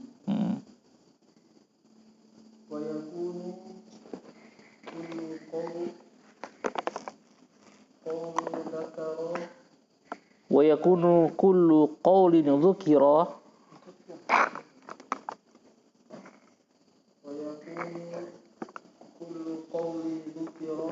ala wajhi Ahsan, barakallahu fikum. Antum masih persiapan kan di rumah? Ya. Jadi usahakan siap baca-baca ya. Minimal ayat-ayatnya. Masa baca ayat Quran masih salah? Kan ayat Al-Quran itu semua ada harokat atau terlalu kecil. Nah, berarti kacamata seperti anak kalau nak pakai kacamata ya memang harokatnya kecuali ayat yang terang hafal kan. Kalau yang belum hafal ya, memang agak kabur. Kacamata. Al-qismu tsani, kisim yang kedua. Jenis pertentangan, perbedaan yang ada dalam tafsir ma'thur, tafsir yang diatsarkan, yang diriwayatkan dari para sahabat, para salaf. Yang kedua adalah ikhtilafu fil lafzi wal ma'na. Nah, terjadi ikhtilaf, terjadi perselisihan, perbedaan dalam lafaz dan juga makna. Kalau yang pertama tadi cuma lafaz tapi maknanya sama. Nah, ini sekarang dua beda, lafaznya beda, maknanya beda. Nah, kemudian wal ayatu, dan ayatnya tuhtamalu, dibawa atau mengandung. Tuhtamal itu mengandung, dari kata hamalah. Mengandung al-maknayain, mengandung dua makna tadi. Ayat itu punya kemungkinan mengandung dua makna tadi yang berbeda tadi. Li'adami at-tadadi bainahuma, karena tidak adanya pertentangan antara kedua makna tersebut. Naam. Jadi lihat yang jenis kedua ini lafadznya apa? Berbeda. Maknanya dari lafaz tersebut juga berbeda tapi tidak bertentangan. Ya. Berbeda tapi tidak bertentangan, tidak saling kontradiksi, tapi beda dari makna. Cuma beda makna tapi tidak saling bertentangan. Paham? Kalau yang pertama tadi lafadznya beda, maknanya sama. Yang kedua ini lafadznya beda, maknanya beda, tapi maknanya tidak bertentangan. Cuman beda maknanya. Ya, kan yang beda itu tidak harus selalu bertentangan kan? Ya. Hitam dan merah. Lafadznya beda atau sama? Beda. Maknanya beda atau sama? Beda. Saling bertentangan tidak? Tidak. Hitam dan merah enggak. Tinggi pendek. Lafadznya sama atau beda? Beda. Maknanya sama atau beda? Saling bertentangan tidak? Tinggi pendek. Hah? Tinggi pendek. Bertentangan, ya kan? Bertentangan. Kalau yang tadi beda, hitam dan merah beda. Lafadznya beda, hitam merah beda. Maknanya beda, ya beda. Hitam maknanya beda, merah maknanya beda. Saling bertentangan nggak ini? Saling kontradiksi? Nggak ada kontradiksi keduanya, biasa saja. Bisa berjalan berdampingan. Nah, ada yang lafadznya beda, maknanya beda, saling bertentangan pula. Tidak bisa jalan berdampingan. Nah, contoh tadi tinggi pendek, lafadznya sama, beda lafadz, maknanya beda. Saling bertentangan maknanya, saling bertentangan. Tidak mungkin antum mengatakan si fulan itu dia tinggi tapi pendek. Kan nggak mungkin. Bertentangan. Kalau tadi hitam dan merah enggak masalah. Antum katakan mobil itu hitam dan merah. Mobil itu warnanya hitam dan merah, enggak bertentangan. Tapi kalau antum katakan mobil itu jalannya cepat, mobil itu apa? Cepat tapi lambat, itu bertentangan, tidak mungkin digabungkan. Nah, qismu yang tsani ini lafadznya beda. Lafadz yang diucapkan oleh para sahabat terhadap tafsir satu ayat itu beda. Maknanya beda, tapi tidak bertentangan. Tidak bertentangan. Boleh digabungkan semua. Boleh diterima semua. Begitu. Insya Allah dengan contoh kita akan lebih paham. Wabil misal tatabayyana al-maqal. Dengan contoh akan menjadi jelas ya permasalahan. Fatuh malu, maka apa solusinya? Kalau begini kata Syekh. Antum harus paham arah pembicaraan Syekh Utsaimin agar kita gampang membaca mana yang mabni majhul, mana yang fi'il mabni ma'lum, ya. Kalau kita memahami arah pembicaraan beliau, kita bisa. Kenapa tadi ini kata ini dijadikan mabni ma'lum, ini mabni majhul, begitu. Nah, bagaimana solusinya? Kalau ada yang seperti ini, tafsir, lafadznya beda, maknanya beda, tapi tidak saling bertentangan. Fatuh malu, maka di bawah. Apa yang dibawa? Al-ayatu, ayat tersebut dibawa kepada apa? Alaihima, kepada kedua makna tadi. Boleh kita bawa pada makna A, boleh kita bawa pada makna B. Meskipun A dan B beda, tapi tidak saling bertentangan kan maknanya ini. Boleh kita bawa pada makna C misalnya bahkan. Ya. Jadi ada A, B, C. 3 lafadz yang berbeda, 3 makna yang berbeda, tapi 3-3 ini tidak saling bertentangan. Maka ayat itu tuhmalu, kita bawa tafsirnya, maksudnya kita bawa tafsir dari ayat tersebut kepada 3 makna ini, terserah, boleh. Wa tufassaru, dan ditafsirkan bihima, dengan kedua makna tadi. Begitu. Itu solusinya. Ya. Wa tuhmalul ayatu alaihima, kita bawa makna ayat pada kedua makna tadi. Wa tufassaru bihima, dan kita tafsirkan dengan 2 makna tadi.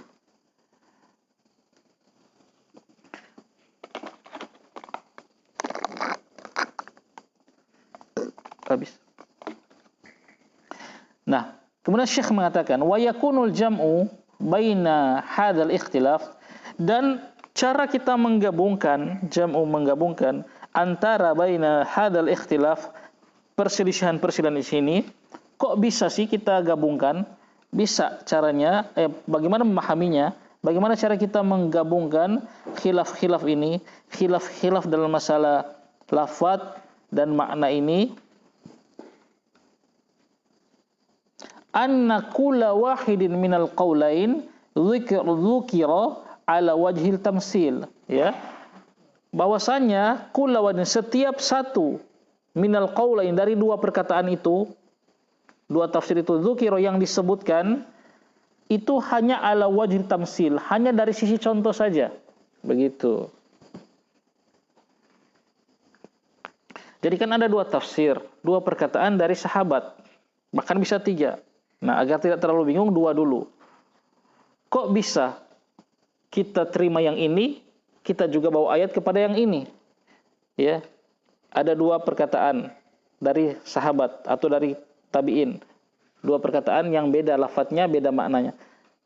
Kok kata Syekh tadi apa? Kita boleh bawa tafsir ayat pada makna A, boleh juga pada makna B. Lah kok bisa? Kenapa bisa begitu? Nah, kata Syekh di sini, itu bisa jadi karena sang pentafsir tadi itu hanya memberikan contoh. Memberikan contoh.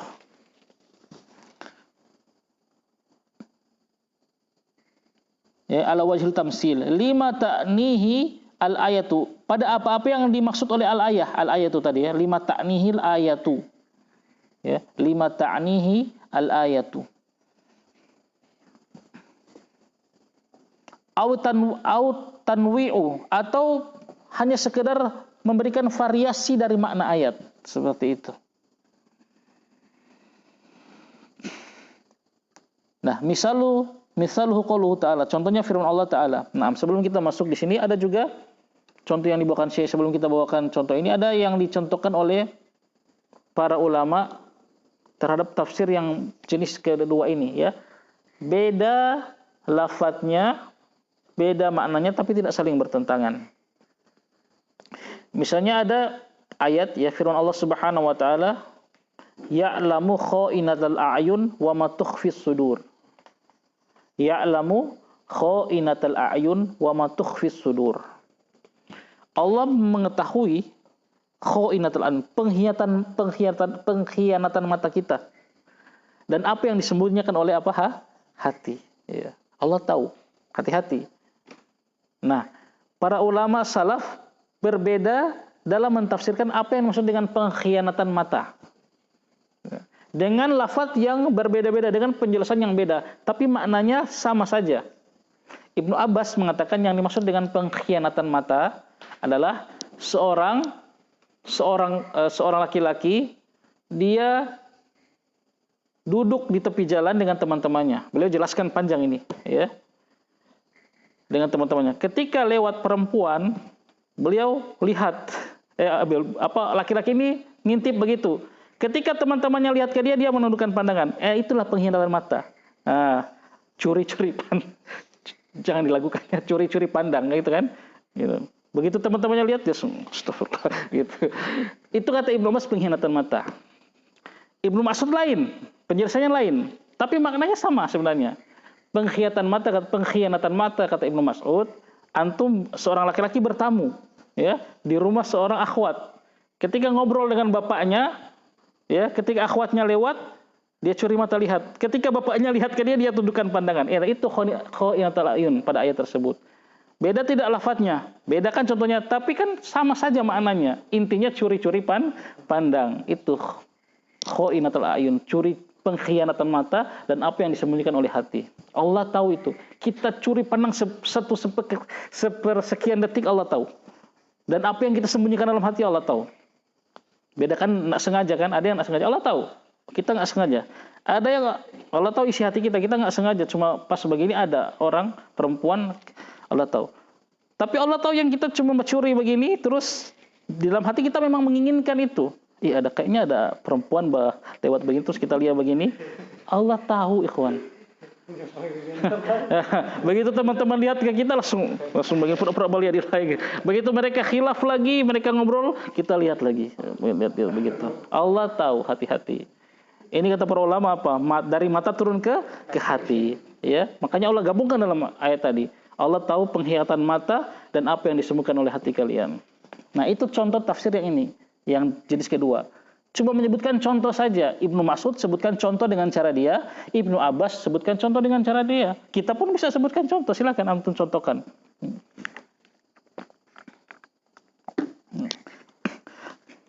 Seperti itu.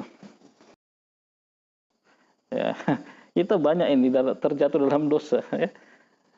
Seperti itu. Orang mungkin nggak tahu, ya, tapi Allah tahu. Nah, sekarang kita masuk pada contoh yang Syekh sebutkan di sini. Ya. Misalnya contohnya firman Allah Ta'ala.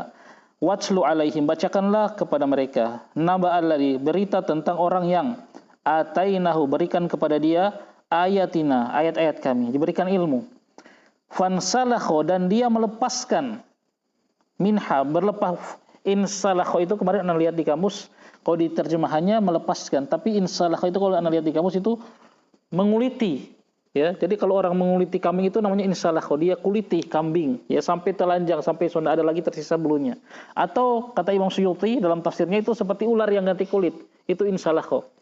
Jadi orang yang diberikan ilmu ayat-ayat Allah, kemudian dia lepaskan itu semua, sampai tak tersisa lagi. Ya. Kenapa? Fa'atba'ahu asyaiton, sehingga maka syaitan mengikutinya. Fakana minal gawin, dan jadilah dia orang yang gawin, yang sesat. Walau syi'na, kalau kami kehendaki, la rafa'nahu, maka akan kami angkat dia biha, dengan ilmu tadi, dengan ayat-ayat tadi. Walakinnahu, tapi dia akhlada, lebih memilih, ya, ilal ardi, kepada ardi, maksudnya memilih kehidupan dunia. Akhlada ilal ardi itu maksudnya dia seolah-olah ingin tetap tinggal di bumi, ya. Dia melepas atau mengganti ilmu yang Allah berikan dengan dunia.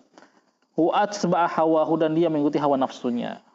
Nah, sebelum kita jelaskan yang disebutkan di sini, ayat ini Allah menjelaskan orang yang Allah pertama muliakan dengan ilmu. Allah berikan ilmu. Kemudian karena dia lebih mementingkan dunia, lebih mementingkan hawa nafsunya, maka Allah rendahkan dia, menjadikan dia orang yang sesat dan diikuti oleh syaitan. Ya. Kalau kami kehendaki, kata Allah, la rafa'nahu biha, kami akan angkat derajatnya dia. Ya. Padahal berarti orang ini awalnya derajatnya tinggi karena dia berilmu. Tapi demi dunia dan hawa nafsu dia lepaskan ilmu itu. Di sini Allah gunakan kata insalakho. Memang dia lepaskan seperti ular yang ganti kulit, kata Imam Suyuti. Seperti antum melepaskan kulit kambing. Tidak ada tersisa lagi ayat-ayat Allah. Dia lupakan demi dunia. Tidak tersisa lagi itu pelajaran manhaj yang dahulu dia pelajari. Ya, menceburkan diri dalam kesesatan. Ya. Makanya ini pelajaran bagi kita, hati-hati. Ya, kita sudah belajar akidah, manhaj, sudah tahu ini bid'ah, ini sesat, ya. Tidak boleh datang ke sini melakukan ini. Jangan kita lepaskan itu, ya. Apalagi itu nanti muncul nanti ketahuan di masa-masa fitnah, ya, masa-masa fitnah, ya. Akan ketahuan orang-orang yang itu. Karena besi itu baru emas itu baru mengkilat setelah dibakar, ya. Dibakar di tempat itu baru dia keluar mengkilat. Itu juga orang yang benar-benar berada di atas manhaj salaf itu baru kelihatan ketika dia datang ujian padanya. Nah, berupa fitnah. Dan fitnah semakin mendekati akhir zaman semakin besar atau semakin kecil? Semakin besar. Berarti kita semakin butuh pada ilmu. Berpegang dengan sunnah. Kemarin baru pilkada itu fitnah besar. Berapa orang yang sudah belajar manhaj akidah selama ini yang insalakhoh, dia lepaskan itu demi dunia. Sudah begitu kalah lagi jagoannya. Nah, dua kali hina. Na'udzubillah. Nah, ini pelajaran bagi kita dan pelajaran bagi kita bahwasanya itu hidayah memang di tangan Allah. Itu yang pertama. Yang kedua, pelajaran bagi kita hati-hati dengan orang-orang seperti ini. Jangan bergaul, Jangan duduk lama-lama ngobrol dengan orang seperti ini. Ya Allah sudah tampakkan manhaj mereka, belang mereka sebenarnya Allah sudah tampakkan kepada kita. Apakah kita tidak mau mengambil pelajaran? Kalau sekedar bertemu, ngobrol, bertemu, bersapa, tanya kabar sudah, basa-basi silakan. Salam. Tapi untuk ngobrol tiap hari, duduk sama-sama berteman jangan. Ya. Bertemanlah dengan para penuntut ilmu yang teman-teman antum yang serius menuntut ilmu. Karena dalam Islam itu tidak ada yang namanya istilah berteman dengan siapa saja, tidak ada. Berteman harus pilih-pilih, sahabat harus pilih-pilih. Ya. Antum sekarang semangat terus menuntut ilmu, kenapa? Karena berteman dengan para penuntut ilmu. Coba kalau antum berteman dengan para ahli politik, ya, nggak di sini lagi antum, misalnya.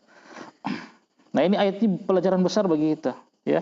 Orang ini Allah muliakan, Allah angkat derajatnya dengan ilmu. Tapi dia lepas demi apa? Demi dunia dan mengikuti hawa nafsu, akhirnya dia diikuti oleh syaitan. Fa'atba'ahu asy-syaitan, ya. Jadi qarin bagi dia. Nah, sekarang Allah akan jelaskan dalam ayat ini. Kita kembali ke kitab. Ya. Watslu alaihim, bacakan kepada mereka naba'a, berita tentang alladzi, orang yang. Nah, alladzi, kata alladzi ini yang orang para salaf berbeda-beda. Siapa sih orang ini? Ya. Siapakah si orang yang Allah maksudkan dalam ayat ini? Qala Ibnu Mas'ud, berkata Ibnu Mas'ud, orang ini adalah huwa rajulun, dia adalah seorang laki-laki min Bani Israil, dari Bani Israil. Jadi alladzi tadi, naba alladzi itu kan orang yang, isim mausul kan? Alladzi itu maksudnya kata Ibnu Mas'ud seorang laki-laki dari Bani Israil. Berkata Ibnu Abbas, oh bukan, itu rajulun min ahlil Yaman, oh seorang laki-laki dari penduduk Yaman. Berkata siapa lagi? Oh sudah, cuma dua itu ya. Ada yang mengatakan wakila, dan ada juga yang mengatakan ya, rajulun min ahlil Balqa, seorang laki-laki dari ahlul Balqa, ya. Negeri Al-Balqa. Nah, sekarang kita lihat ada tiga kan? Ada yang mengatakan orang Bani Israil, ada yang mengatakan orang Yaman, ada yang mengatakan orang Al-Balqa. Ini lafadznya berbeda tidak? Berbeda. Maknanya beda tidak? Beda. Yaman beda dengan Bani Israil, berbeda dengan Balqa. Itu tiga tempat yang salah, yang berbeda. Nah, tapi bertentangan tidak? Tidak bertentangan. Itu bisa kita gabung. Syekh Utsaimin menjelaskan begini, bisa saja betul Ibnu Mas'ud itu seorang laki-laki Bani Israil yang dia tinggal di Yaman. Ya kan bisa tak? Ada nggak kemungkinan itu? Ada, bisa jadi. Atau dia setelah tinggal di Yaman dia pindah ke Balqa. Ya, bisa saja kan? Bisa, enggak bertentangan. Ya. Enggak ada pertentangan walaupun maknanya beda. Nah itu. Nah ini memang berbeda-beda lafadznya dan berbeda maknanya, tapi bisa saja digabungkan. Ya. Atau ini cuma menyebutkan contoh saja. Atau seperti tadi ya, cuma menyebutkan contoh, ya. Karena orang yang seperti ini kata Syekh Utsaimin itu bisa jadi ada di setiap zaman dan ada di setiap tempat, begitu. Ya. Orang yang melepas ayat-ayat Allah, meninggalkan ilmunya demi mengikuti hawa nafsu, ya, dan mengikuti hawa nafsu dan mengedepankan dunia, itu bisa saja ada di mana saja, di zaman apa saja. Itu cuma contoh saja. Bisa ada di Kota Mobagu, bisa ada di Indonesia, bisa ada di Amerika. Orang yang seperti ini cuma sekedar contoh, ya, seperti itu. Nah, wal jam'u baina hadil aqwal, dan cara menggabungkan antara perkataan-perkataan ini kata Syekh Utsaimin, ya, tadi rajulun min Bani Israil, rajulun min ahli Yaman, rajulun min ahli Balqa, itu caranya apa? Antuh malu, dibawa al ayatu ayat alaiha kulluha, kepadanya semuanya, ya. Li'annaha tahtamiluha min ghairi tadad, karena ayat tersebut bisa saja mengandung makna tadi min ghairi tadadin, tanpa ada perselisihan, tidak ada kontradiksi, tidak ada pertentangan, tidak masalah, ya. Wa yakunu, atau bisa juga kullu qaulin, semua perkataan dzukira yang disebutkan tadi ala wajhi tamsil, hanya dari sisi contoh saja, ya. Mungkin Ibnu Mas'ud, ya, tahu ada orang yang seperti ini dari Bani Israel. Mungkin Ibnu Abbas tahu ada orang yang seperti ini dari ahli Yaman. Nah, bisa jadi seperti itu, hanya sisi contoh saja. Ya intinya kan maknanya, pelajaran yang bisa kita ambil dari ayatnya. Mau orangnya dari orang Yaman, Bani Israel, orang mana saja ya terserah. Yang penting ya pelajaran yang bisa kita ambil dari ayat ini. Ya, paham tum? Paham. Alhamdulillah. Ada 2 contoh oleh Syekh, bawakan sini ternyata. Anak kita cuma 1. Misal akhir, contoh yang kedua lagi dari kism yang kedua. Silakan. Iqra. Kembali Abu Aifa. Tadi siapa? Oh iya,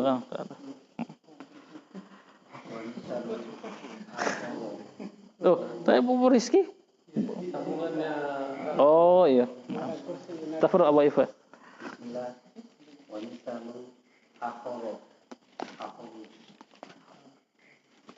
Wa misalu akharin. Wa misal akharun. Akhar, sorry. Contoh yang lain.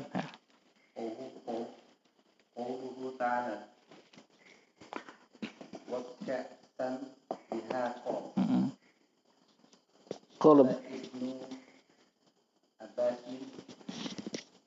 dahaqan ma'lu'atun wa qala Mujahid, apa? Qala Ibnu Abbas dihaqun an'am sahih mamlu'atun sahih. Terus wa qala Mujahid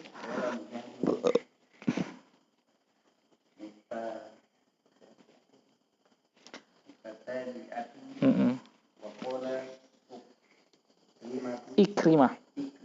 Ini para tabi'in ahli tafsir semua ini. Wala munafatu baina hadhihi aqwali wal ayatu tahtamiluha fatuhmalu 'alaiha. Belum. Jangan lukis musalis belum. Jami'an.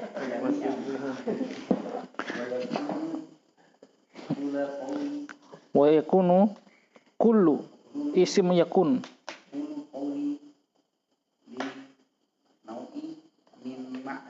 minal ma'na ahsan tabarakallahu fiik. Contoh yang lain yang berselisih lafadznya, berselisih maknanya, berbeda maknanya tapi tidak bertentangan. Nah, bisa diterima semua, bisa digabung. Contoh adalah firman Allah Subhanahu wa taala, wa ka'san dihaqa. Wa ka'san, apa ka'san? Gelas-gelas yang dihaqo. Nah, kata dihaqo ini yang menjadi permasalahan. Apa maksudnya gelas-gelas yang dihaqo? Dalam surat An-Naba ayat 34. Berkata Ibnu Abbas, dihaqan maksudnya mamlu'atun, yang penuh. Ya, jadi ahlu surga itu mendapatkan gelas-gelas yang penuh, yang hanya berisi minuman yang penuh dalam gelas itu. Wa qala Mujahid, berkata Imam Mujahid, muridnya Ibnu Abbas, mutatabi'atun, berturut-turut. Jadi gelas itu dikasihnya berturut-turut, banyak begitu. Wa qala Ikrimah, berkata Ikrimah, sofiyatun, gelas dihaqan itu maksudnya gelas yang bening. Sofiyah, bening. Gelas ini seperti ini. Wallahu alam ya, bukan, tidak bisa dikasih contoh ya. Dari gelas di surga tidak sama dengan ini ya. Gelasnya bening kata Ikrimah. Nah, bertentangan kan? Lafadznya beda-beda, maknanya juga beda. Penuh, berturut-turut, bening, beda maknanya. Tapi tidak wala munafata baina hadil aqwal. Tidak ada pertentangan dalam perkataan-perkataan ini, aqwal ini ya, pendapat-pendapat ini kata Syekh Utsaimin. Wal ayatu, dan ayat ini tahtamiluha, bisa mengandung semua itu. Bisa jadi gelasnya datang berturut-turut, gelasnya modelnya bening dan penuh isi airnya. Bisa nggak? Bisa digabung begitu, nggak usah permasalahkan. Nah, bisa seperti itu. Ya, jami'an semuanya. Wa yakunu kulli qaulin li naw'i minal makna. Maka semua perkataan itu bermacam-macam maknanya. Naam. Ini kismu asani. Kita selesaikan al-kismu salis. Silakan.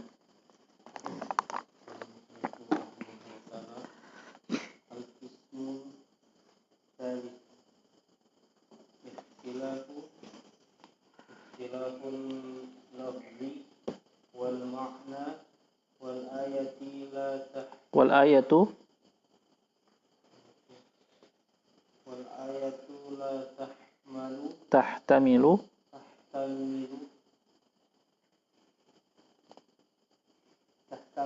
ma'nayaini ma'an lil tadad bainahuma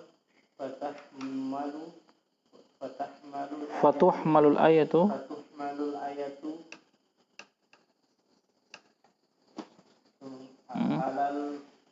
alal arjah minhuma bidalalati siyaqi au ghairihi. Naam, ahsan, barakallahu fiik. Sampai situ dulu. Al-qismus salis. Sekarang kisim yang kedua. Nah, ini yang tidak bisa diterima semua, hanya boleh kita memilih satu. Ikhtilaful lafzi. Terjadi perselisihan atau perbedaan dalam lafaz. Wal makna dan makna. Wal ayatu, sedangkan sementara ayat tersebut yang ditafsir itu dengan lafaz dan makna yang berbeda, la tahtamilu al maknain, tidak mungkin mengandung dua makna tadi secara sekaligus, secara bersamaan.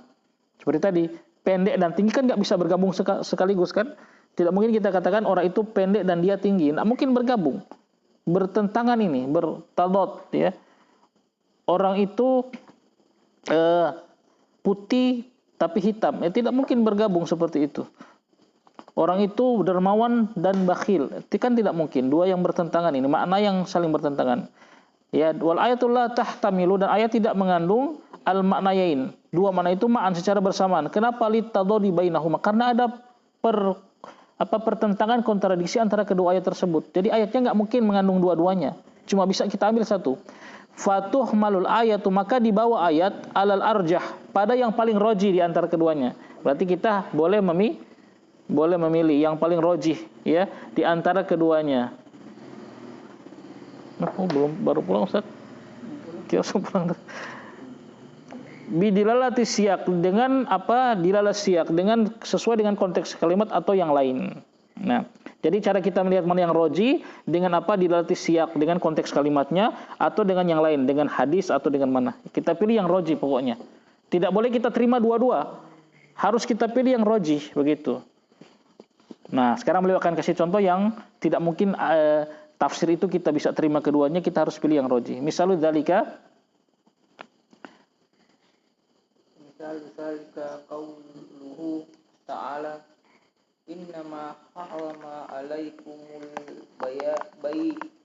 maitata wad dama walahmal khinziri wa ma uhilla bihi li ghairillah faman tu'a ghayra bagin wala adin fala in isma alaihi innallaha ghafurur rahim. Nah, sampai situ dulu, barakallahu fiik.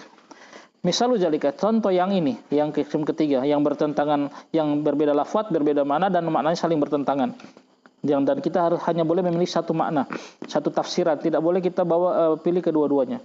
Misalnya firman Allah Ta'ala, surah Al-Baqarah ayat 173, innama, hanya saja harrama, Allah mengharamkan, alaikum, atas kalian, al-maitatah, bangkai ya. Bangkai itu adalah hewan yang mati tidak dengan cara sembelihan yang syar'i, itu bangkai ya. Jadi mati tidak dengan cara sembelihan yang syar'i. Wadama, dan juga adam, yang Allah haramkan darah. Maksudnya ada darah yang mengalir karena dalam ayat lain ya, daman masfuhan, darah yang mengalir. Jadi kita kemarin antum potong kambing ya, ada darah yang mengalir itu haram ya, karena dia mengalir. Adapun yang menempel di kulit di daging kan antum itu, di daging misalnya antum rebus kok masih ada di darah sedikit itu haram ya, serta tempel di daging ya. Tapi yang mengalir yang baru keluar itu haram. Makanya memang harus didiamkan sampai dia keluar semua. Nah, adapun yang menempel di daging itu kan nggak mungkin kita bersihkan semua kan. Itu tidak perkara yang tidak mungkin kita lakukan. Maka itu halal kalau kita termakan. Darah yang mengalir, wala hamal khinjir, dan daging babi. Dan apa-apa yang uhilla bihi li ghairi, dan apa-apa yang disembeli li ghairi bismillah, dengan tidak menyebut nama Allah ya, menyebut nama selain Allah. Faman ituru ghaira bagin, barang siapa yang terpaksa tanpa bagin, tanpa berlebih-lebihan, tanpa menginginkan ya, wala adin, dan tanpa berlebih-lebihan, fala isma alaihi, maka tidak ada dosa baginya. Innallaha ghafurur rahim, sesungguhnya Allah Maha Pengampun lagi Maha Penyayang. Nah, kita fokus pada firman Allah ghaira bagin wala adin. Nah, disinilah terjadi permasalahannya ya, ghaira bagin wala adin. Maknanya ini berbeda para salaf dalam menafsirkannya ya. Qala Ibnu Abbasin, berkata Ibnu Abbas radhiyallahu anhu, ghairu baghin fil maitah wala adin fi aklihi. Maksudnya ghairu baghin fil maitati, tidak baghin itu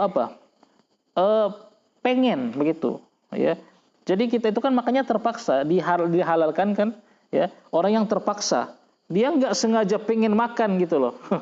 Ya, bukan orang yang memang dia sengaja pengen makan, artinya masih ada makanan yang lain, terus dia malah cari bangkai atau cari yang Allah haramkan, ya.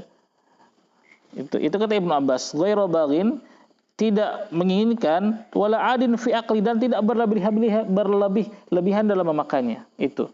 Nah, ini yang dibolehkan, ya. Ini yang dibolehkan. Faman ituro, yang tidak ada dosa atasnya, orang yang nggak kepengen, tidak sengaja dia cari, ya, dan juga tidak berlebihan dalam memakannya. Jadi kalau kita dalam perjalanan atau di mana saja kita mudarat, tidak ada makanan, kita akan mati ini kalau tidak makan. Yang ada hanyalah yang haram. Contohnya bangkai. Kita sudah cari-cari, berarti kan kita ghairu baghin kan? Kita nggak menginginkan tuh bangkai. Bangkainya ada, tapi kita nggak langsung makan. Kita masih cari dulu yang halal. Udah cari nggak ada, kita kembali cuma ada bangkai ini. Nah, boleh kita makan, ya. Dan wala adin fi aklihi, tidak berlebihan dalam memakannya. Artinya apa? Ketika sudah hilang mudarat itu kita langsung berhenti, ya. Makanya dalam kaidah fikih disebutkan wa kullu mahdzurin ma'ad darurah biqadri ma tahtajuhu darurah. Semua hal yang dibolehkan karena darurat itu kita lakukan sesuai dengan kadar daruratnya.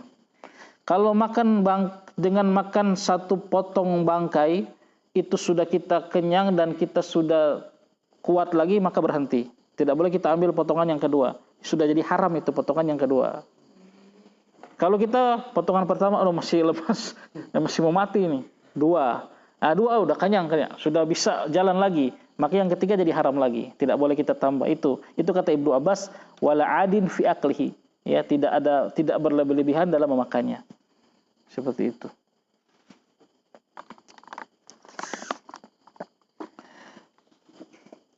Dan semua yang haram begitu seperti itu, yang bangkai atau yang disembelih tanpa menyebut nama Allah. Nah, misalnya antum di jalan, seperti tadi keadaannya darurat akan mati, hanya ada bangkai. Terus tiba-tiba di sebelah itu antum melihat ada orang yang membeli kambing menyebut nama selain Allah, nama Tuhan mereka. Ini kan dua haram kan disebutkan dalam ayat ini. Bangkai wa ma'uhilla li ghairillahi, yang disembelih dengan nama Allah. Mana yang antum makan? Bangkai atau yang disembelih bukan dengan nama Allah? Kan dua-dua haram ini, tapi darurat ini. Kata para ulama, orang yang faqih itu bukan hanya orang yang bisa membedakan mana yang halal dan mana yang haram, ya kan? Bangkai dengan daging sapi yang halal itu gampang, semua orang tahu. Tapi orang yang faqih itu yang bisa membedakan mana yang paling haram di antara dua keharaman. Nah, itu berarti cerdas. Ya, tempe dengan daging anjing, ya sudah semua tahu mana halal mana haram. Ya, tapi tadi mana Mana yang paling haram di antara kedua yang haram ini? Ya? Ya. Ada pendapat lain? Bangkai. Ya. Dalilnya apa? Ya, Anda juga kalau nak baca keterangan Syekh Utsaimin tidak tahu. Syekh Utsaimin bilang kalau dalam keadaan seperti itu, menurut dia beliau pun beristihad. Wallahu alam, kata beliau, yang lebih baik, yang lebih ringan mudorotnya, ya kan kalau ada dua mudorot bertemu toh, ini dua-dua mudorot ini haram dua-dua. Irtikabu akhafi dororain. Kita ambil yang paling ringan mudorotnya. Kata Syekh Utsaimin, yang paling ringan mudorotnya adalah yang disembelih dengan selain nama Allah. Kalau bangkai, kata Syekh Utsaimin, bisa jadi udah rusak. Ya, selain dia haram, dia tidak thayyib. Ya, dia antum bisa jadi tambah mati, tambah penyakit. Bangkai ini loh, coba belatung-belatung gitu loh. Ya, kata saya itu banyak mikroba bisanya. Ya, sudah rusak. Kita makan itu bisa jadi kita lebih mati. Nah, kalau yang tadi masih segar, walaupun disembelih sendiri dengan nama Allah, sama-sama haram, tapi itu lebih ringan. Nah, itu kata beliau. Itu penjelasan Syekh Utsaimin. Jadi kita harus bisa, karena ada kaidah fikih ini kita sering ketemui dalam kehidupan kita sehari-hari, walaupun bukan dengan bangkai tadi. Fa in wadidduhu tazahumul mafasidi yurtakabu adna minal mafasidi, kata Syekh Asadi. Kalau bertemu dua barang yang mafasid, dua-dua mudarat, dua-dua haram, yang harus kita lakukan salah satunya, kita ambil yang paling ringan mudaratnya. Antum harus gunakan kayak ini kita temukan tiap hari, insya Allah. Ya, pasti antum temukan tiap hari. Ya. Nah, ini juga kaidah yang anda gunakan ketika anak, ya, memilih sekolah untuk anak-anak. Nah, dari ada mudarat kan, sekolah-sekolah umum. Jelas mudaratnya, anak perlu anda jelaskan bagaimana tiap hari ya campur baur laki-laki perempuan kalau mereka sudah besar, ya, pelajarannya, gurunya ada yang kafir, berbagai perayaan, atau sekolahkan di pondok yang mungkin ada sebagian ustadz yang mentahdir pondok tersebut, tapi insya Allah pondok Ahlus Sunnah. Katakanlah dua-dua ada mudarat, tapi mana yang lebih ringan? Yang pondok. Terpisah laki-laki perempuan, pelajarannya insya Allah akidah, ya tauhid. Anda lihat buku pelajarannya, Masya Allah. IPA, pelajaran IPA-nya, Masya Allah. Setelah jelaskan tentang tumbuh-tumbuhan, hewan-hewan. Inilah ciptaan Allah semua. Nah, itu apa ada di sekolah umum? Nah, tidak ada. Ada dua mudarat kan? Anda pilih yang paling ringan mudaratnya. Ya. Dan ini akan antum hadapi insya Allah tiap hari. Mana yang ada dua perkara ini? Yang harus tidak bisa harus kita lakukan salah satunya. Seperti itu. Dan anaknya punya hujah di hadapan Allah Subhanahu wa taala. Makanya para ulama menjelaskan firman Allah, ya ayyuhalladzina amanu qu anfusakum wa ahlikum naro, jagalah diri kalian dan keluarga kalian dari api neraka. Itu termasuk bagaimana kita mencarikan guru bagi anak-anak kita. Hati-hati. Jadi bahwa sekolah itu bukan cuma sembarang, berpikir, merenung, ya, berdiskusi ya, dengan istri. Bagaimana ini mudaratnya apa ini? Pondok, ada dua pondok misalnya. Ini pondok bagus tapi mahal. Kalau saya sekolahkan anak situ saya harus berutang. Ini ada pondok yang biasa-biasa tapi dekat rumah, walaupun mungkin pengajarnya biasa-biasa aja, nggak wah, tapi saya bisa mampu menemukan di situ. Mana yang kita pilih? Ya, itu akan antum temui dalam kehidupan sehari-hari insya Allah. Ya, kaidah ini. Nah, kita kembali ke sini. Taib. Nah, itu kata Ibnu Abbas. Wakilah, nah ada yang mengatakan selain itu, yaitu ghairu bagin wala adin, maksudnya ghairu khajin alal imam. Nah ini agak aneh ini. Wala asin bisafarihi. Maksudnya ghairu bagin, orang yang terpaksa, dan dia ghairu bagin, bukan orang yang bagin. Maksudnya bukan orang yang sedang memberontak keluar untuk memberontak kepada pemimpin. Ya, mereka mengambil kata bugoh, ya, bugot. Bugot itu artinya pemberontak. Wala adin, maksudnya bukan orang yang safar dalam maksiat. Nah itu. Ini baru boleh makan yang haram tadi kalau terpaksa. Orang yang bukan orang yang yang sedang keluar untuk memberontak pada pemimpin, atau orang yang sedang safar dalam maksiat. Itu ada penafsiran seperti itu. Dan ini dalam mazhab Syafi'i. Dalam mazhab Imam Syafi'i, rukhsah yang diberikan oleh Allah bagi orang yang musafir itu adalah boleh dibolehkan kalau orang yang musafir itu bukan dalam rangka maksiat. Kalau orang musafir dalam rangka maksiat, maka dia tidak dapat rukhsah, tidak boleh mengqasar salat. Itu mazhab Syafi'i. Enak aja ente mau maksiat kun dapat keringanan mengqasar salat, harus salat full dia. Ya, perjalanan dalam maksiat, misalnya dari sini ke Manado untuk nonton konser. Nah, maksiat kan? Tidak boleh. Dalam mazhab Syafi'i antum qasar salat. Tidak boleh berbuka puasa kalau itu Ramadan. Nah, misalnya. Atau safar dalam rangka apa? Safari apa ini? Mengunjungi kuburan-kuburan yang lebih bukan maksiat lagi nih, syirik. Mengunjungi kuburan wali, itu kata Imam Syafi'i tidak dapat rukhsah. Termasuk ini, kalau orang yang keluar memberontak pemerintah atau dalam safar maksiat terus dia di jalan dapat darurat, dia tetap tidak boleh makan yang haram. Tetap haram bagi dia. Mau mati ya mati. Gitu. Tidak boleh. Keras Imam Syafi'i itu, makanya Indonesia ini kalau menerapkan itu tidak boleh. Orang yang keluar memberontak pada pemerintah atau yang perjalanan maksiat tidak boleh dia ya makan yang haram walaupun dia darurat. Tetap haram bagi dia. Lah bagaimana caranya? Bertobat dulu. Ya, bertobat, berhentikan safar tersebut yang sedang maksiat itu baru boleh makan seperti itu. Ya, jadi rukhsah itu hanya diberikan kepada orang yang safarnya dalam rangka ketaatan ibadah, ya, orang mau umroh, mau haji atau dalam rangka yang mubah. Ya, rekreasi itu kan mubah safar, atau dalam rangka menyambung tali silaturahmi pasiar itu mubah, itu baru boleh dapat rukhsah. Semua boleh qasar salat, boleh berbuka puasa, boleh makan yang haram kalau terpaksa. Tapi yang maksiat tidak boleh. Nah, itu ada yang mengatakan itu. Tapi mana yang kuat di sini? Ya, mana yang kuat? Yang Syekh Utsaimin kuatkan. Ternyata yang Syekh Utsaimin kuatkan, ya, wal arjahu, dan yang paling roji kata Syekh Utsaimin al-awal, yang pertama. Yang maksudnya itu orang yang tidak menginginkan dan tidak berlebihan. Mau dia safar dalam bentuk apapun, tetap dia boleh. Ya. Itu yang dikuatkan oleh Syekh Utsaimin. Jadi walaupun orang ya lebih lembut ternyata, ulama Wahabi katanya. Jadi walaupun dia keluar dalam maksiat, keluar dalam untuk memberontak pemerintah, kalau dia di dalam perjalanan mendapati darurat, tetap dia dihalalkan makan yang haram. Itu kata Syekh Utsaimin. Begitu. Li'annahu karena la dalila fil ayati 'alal tsani, karena tidak ada dalil dalam ayat tersebut kalau kita tafsirkan dengan makna yang kedua tadi. Itu tidak ada. Wa li'anal maqsuda, dan juga karena yang dimaksud dengan penghalalan tadi madzukira pada apa-apa yang disebutkan tadi, ya bangkai, apa-apa yang tidak dengan nama Allah, dalam rangka daful darurah, dalam rangka menolak darurat. Wahia waqi'atun, dan darurat itu waqi'atun, bisa terjadi fi halil khuruj 'alal imam, pada orang yang sedang memberontak kepada pemerintah, dan wa fi halis safari, dan pada orang yang sedang safar pada perkara yang haram, wa ghairi dzalika. Itu kesimpulan beliau. Kan maksud ayat ini kata Syekh Utsaimin begini, Allah hanya menjelaskan dalam ayat ini, kalau kalian tertimpa mudarat, boleh makan yang haram tadi. Nah, kata Syekh Utsaimin kan mudarat itu bisa terjadi pada siapa saja.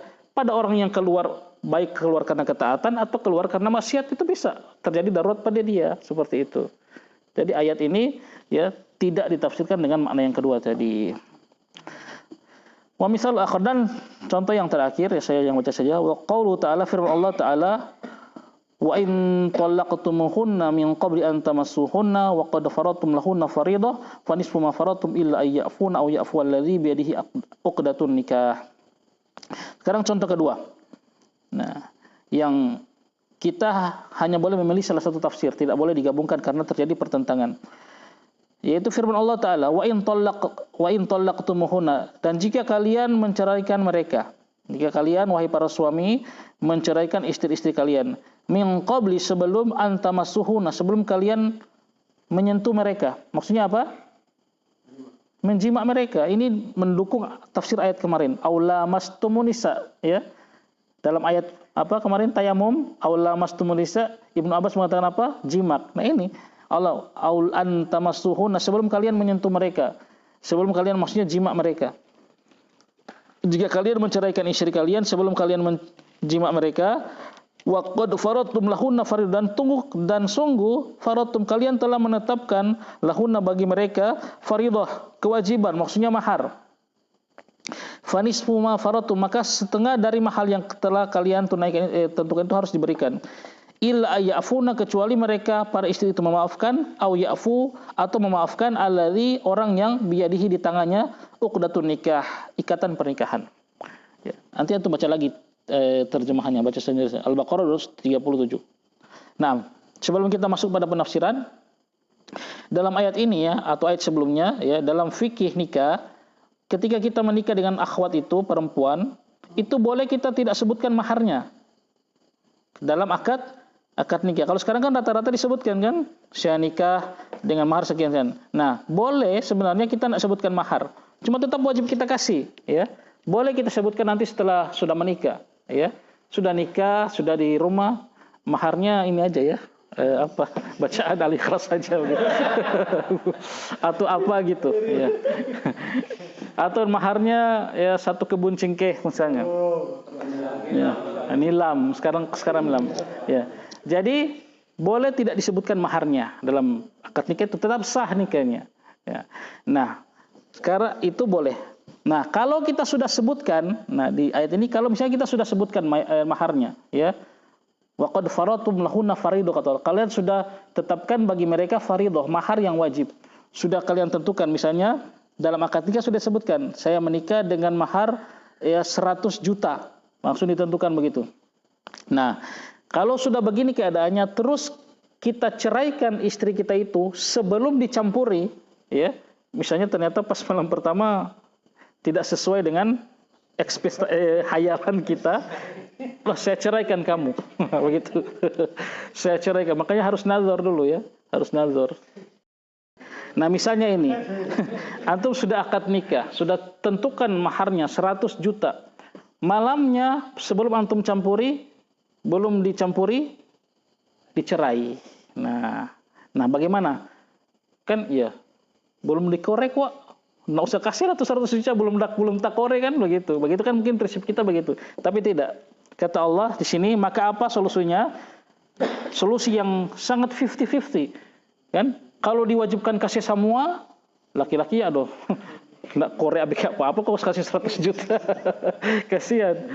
Di akhwat bagaimana? Yang istrinya, kalau nak mau kasih misalnya suaminya bilang nggak usah kasih. Suaminya misalnya, nggak usah kasih, saya belum korek, kasihan. Dia sudah nikah, sudah malu mungkin, ya harus dapatlah. Nah, kata Allah, fanisfu ma faradtum, maka kasih setengah, wajib kasih setengah. Ya, berarti antum wajib kasih 50 juta, walaupun nggak dikorek, ya, nggak disentuh. Makanya hati-hati ya, 50 juta. Nah, itu yang wajibnya kan, dikasih setengah. Illa, kecuali, nah, ayyafuna, kecuali si istri tadi yang dicerai tadi memaafkan. Dia katakan apa? Ya sudahlah, mantan suamiku, enggak usah, bawa saja itu 100 juta, enggak usah. Nah, boleh. Au ya'funa, atau memaafkan orang yang di tangannya itu ikatan pernikahan. Misalnya suaminya, nanti di sini ada perselisihan. Siapakah orang yang di tangannya ada pernikahan itu? Atau suaminya memaafkan. Bagaimana cara suami memaafkan? Ya sudah, istriku, mantan itu, aku kasih semua. Wah, begitu. Jadi wajibnya kasih setengah kan? Kecuali kata Allah kalau akhwatnya memaafkan, ya sudahlah mantan suamiku, bawa saja, saya nggak mau. Atau suaminya memaafkan, ya sudah mantan istriku, saya kasih semua 100 juta. Nah itu indah sekali kan Islam. Walaupun tidak bakal ya, istrinya dapat mahar 100 juta misalnya. Nah, tapi di sini ada khilaf. Siapakah yang dimaksud dengan oleh Allah dalam firman-Nya alladzi, atau memaafkan orang yang di tangannya uqdatun nikah, ikatan pernikahan. Berkata Ali bin Abi Thalib radhiyallahu anhu, yaitu orang yang di tangannya ikatan pernikahan itu apa? Huwa zauj, itu suami. Ya, berarti kecuali suami memaafkan, ya. Suaminya mengatakan, sudahlah saya kasih saja 100 juta semua. Atau 1 kebun ini, bukan 5,5 kebun, ambil saja.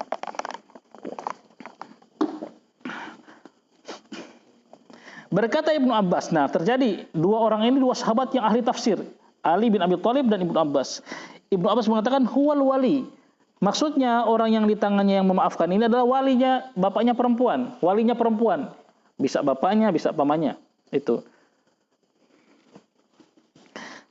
Warrajih, maka yang rajih di sini al-awal, yang pertama. Yang mana?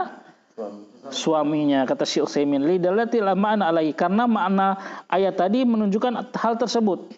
Kenapa?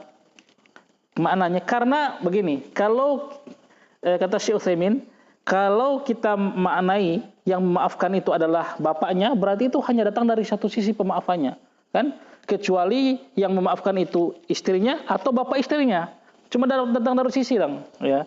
Nggak adil. Nah, yang benar harusnya datang dari kedua sisi, istri dan suami. Ya, jadi maksudnya orang yang di tangannya ada ikatan pernikahan di sini adalah suami, bukan bapak. Nah itu. Jadi yang kedua, yang pertama, ya, jadi zauj yang memaafkan di sini bukan. Nah kemudian makna yang lain, yang di tangannya ikatan pernikahan adalah yang lebih tepat adalah suami. Kenapa? Karena keberlangsungan pernikahan itu berada di tangan siapa? Suami. Yang berhak mencerai siapa? Suami. Bapaknya istri kan nggak berhak menceraikan, ya kan? Ya. Jadi maknanya yang di tangannya ikatan pernikahan itu suami. Dia yang ketika sudah menikah, dia yang berhak menentukan akad nikah itu berlangsung terus atau tidak. Bisa dia tolak, bisa dia ceraikan di tengah perjalanan. Adapun bapaknya istri tidak bisa. Kemudian Syekh Utsaimin juga menjelaskan ketika akad nikah misalnya, bapaknya mengatakan, saya nikahkan kamu dengan putri saya begini-begini fulan. Kalau suaminya tidak mengucapkan saya terima, jadi tidak jadi. Walaupun bapaknya sudah mengucapkan saya nikahkan kamu dengan putri saya, ya dengan mahar ini. Tapi suaminya diam. Jadi enggak jadi. Berarti bukan di tangan bapaknya akad nikah itu, tapi di tangan suami. Itu yang kata Syekh Utsaimin menguatkannya. Maknanya walian, dan juga karena ada sebab lain, qadru ya telah diriwayatkan ya masalah itu dari hadis Nabi sallallahu alaihi wasallam. Bahwasanya dalam sebuah hadis Nabi mengatakan itu, tapi sayangnya Syekh Utsaimin tidak sebutkan hadisnya yang mana. Ya, beliau hanya mengatakan wali'anah, dan karena qadru ya sungguh telah diriwayatkan fihi dalam masalah itu hadis dari Nabi sallallahu alaihi wasallam. Tapi beliau tidak sebutkan hadisnya mana. Dalam dalam syarahnya ana baca tidak ada hadisnya. Makanya ana pusing tadi malam, ana cari 1 jam ana cari hadisnya. Alhamdulillah dapat di tadi Tafsir Al-Imam Qurtubi hadisnya. Ana bacakan. Ini hadisnya, ya. Tafsir Al-Imam Qurtubi tadi, tafsir yang termasuk tafsir yang apa ini? Penggabungan antara ma'thur dengan ra'i. Naam, di jilid yang keempat, halaman 171. Ana punya PDF-nya saja. Ana punya tafsir itu yang fisik itu cuma tafsir As-Sa'di. Tafsir As-Sa'di, yang lain itu cuma PDF semua. Belum mampu beli. Kalau antum ada duit beli, ya. Ada duit beli, usahakan koleksi dong. Nah, di halaman yang ke-171 ya, beliau Al-Imam Qurtubi membawakan riwayat dari Al-Imam Ad-Darqutni ya, secara marfu dari Qutaibah bin Sa'id ya, hadatsana Ibnu Lahia dari Amr bin Syuaib, dari bapaknya, dari kakeknya. Qala, dia mengatakan, qala Rasulullah sallallahu alaihi wasallam, bersabda Rasulullah sallallahu alaihi wasallam, waliyul uqdatin nikah az-zauj. Yang menguasai akad nikah adalah suami. Nah, ini jelas sekarang, berarti kan sudah selesai perselisihan tadi antara siapa? Ali dan Ibnu Abbas. Berarti yang benar siapa? Ali. Tapi sayangnya hadis ini dhaif. Ya, Syekh Utsaimin tidak menjelaskan. Saya baca di catatan kakinya, ya. Sebentar, catatan kaki nomor 4 ya. Ini disebutkan dalam Sunan Daruqutni dan juga diriwayatkan oleh Al-Imam Al-Baihaqi dalam Sunan Al-Kubra. Tapi Al-Imam Al-Baihaqi mengatakan apa? Wa hadza ghairu mahfuzin. Ya, hadis ini tidak sahih karena di dalamnya adalah Ibnu Lahia. Nah, Ibnu Lahia ini seorang ulama yang berubah hafalannya ketika sudah tua. Nah, ketika dia masih muda kuat hafalannya. Ketika dia sudah tua goncang, ya, rusak hafalannya, sehingga para ulama memberikan batasan. Hadis yang diriwayatkan Ibnu Lahia masih muda diterima sahih, tapi yang diriwayatkan setelah dia tua tidak diterima, seperti itu. Nah, jadi kata Al-Imam Al-Baihaqi, hadis ini lemah. Makanya Syekh Utsaimin enggak bahas terlalu panjang. Ya, tapi secara makna kata beliau, ya, yang benar adalah yang di tangannya pernikahan adalah zauj. Naam. Demikian selesai ya apa yang disebutkan oleh Syekh di sini. Fahimtumu? Nah, alhamdulillah. Tinggal terakhir satu terjematul Quran, penterjemahan Al-Quran. Satu pembahasan lagi, ya. Kemudian kita masuk pada al-masyhur bi tafsir minas sahabah. Alhamdulillah kita akhiri hampir 2 jam, masya Allah, setengah 10. Barakallahu fikum. Nah, subhanakallahumma bihamdika asyhadu an la ilaha illa anta astaghfiruka wa atubu ilaik. Wassalamualaikum warahmatullahi wabarakatuh.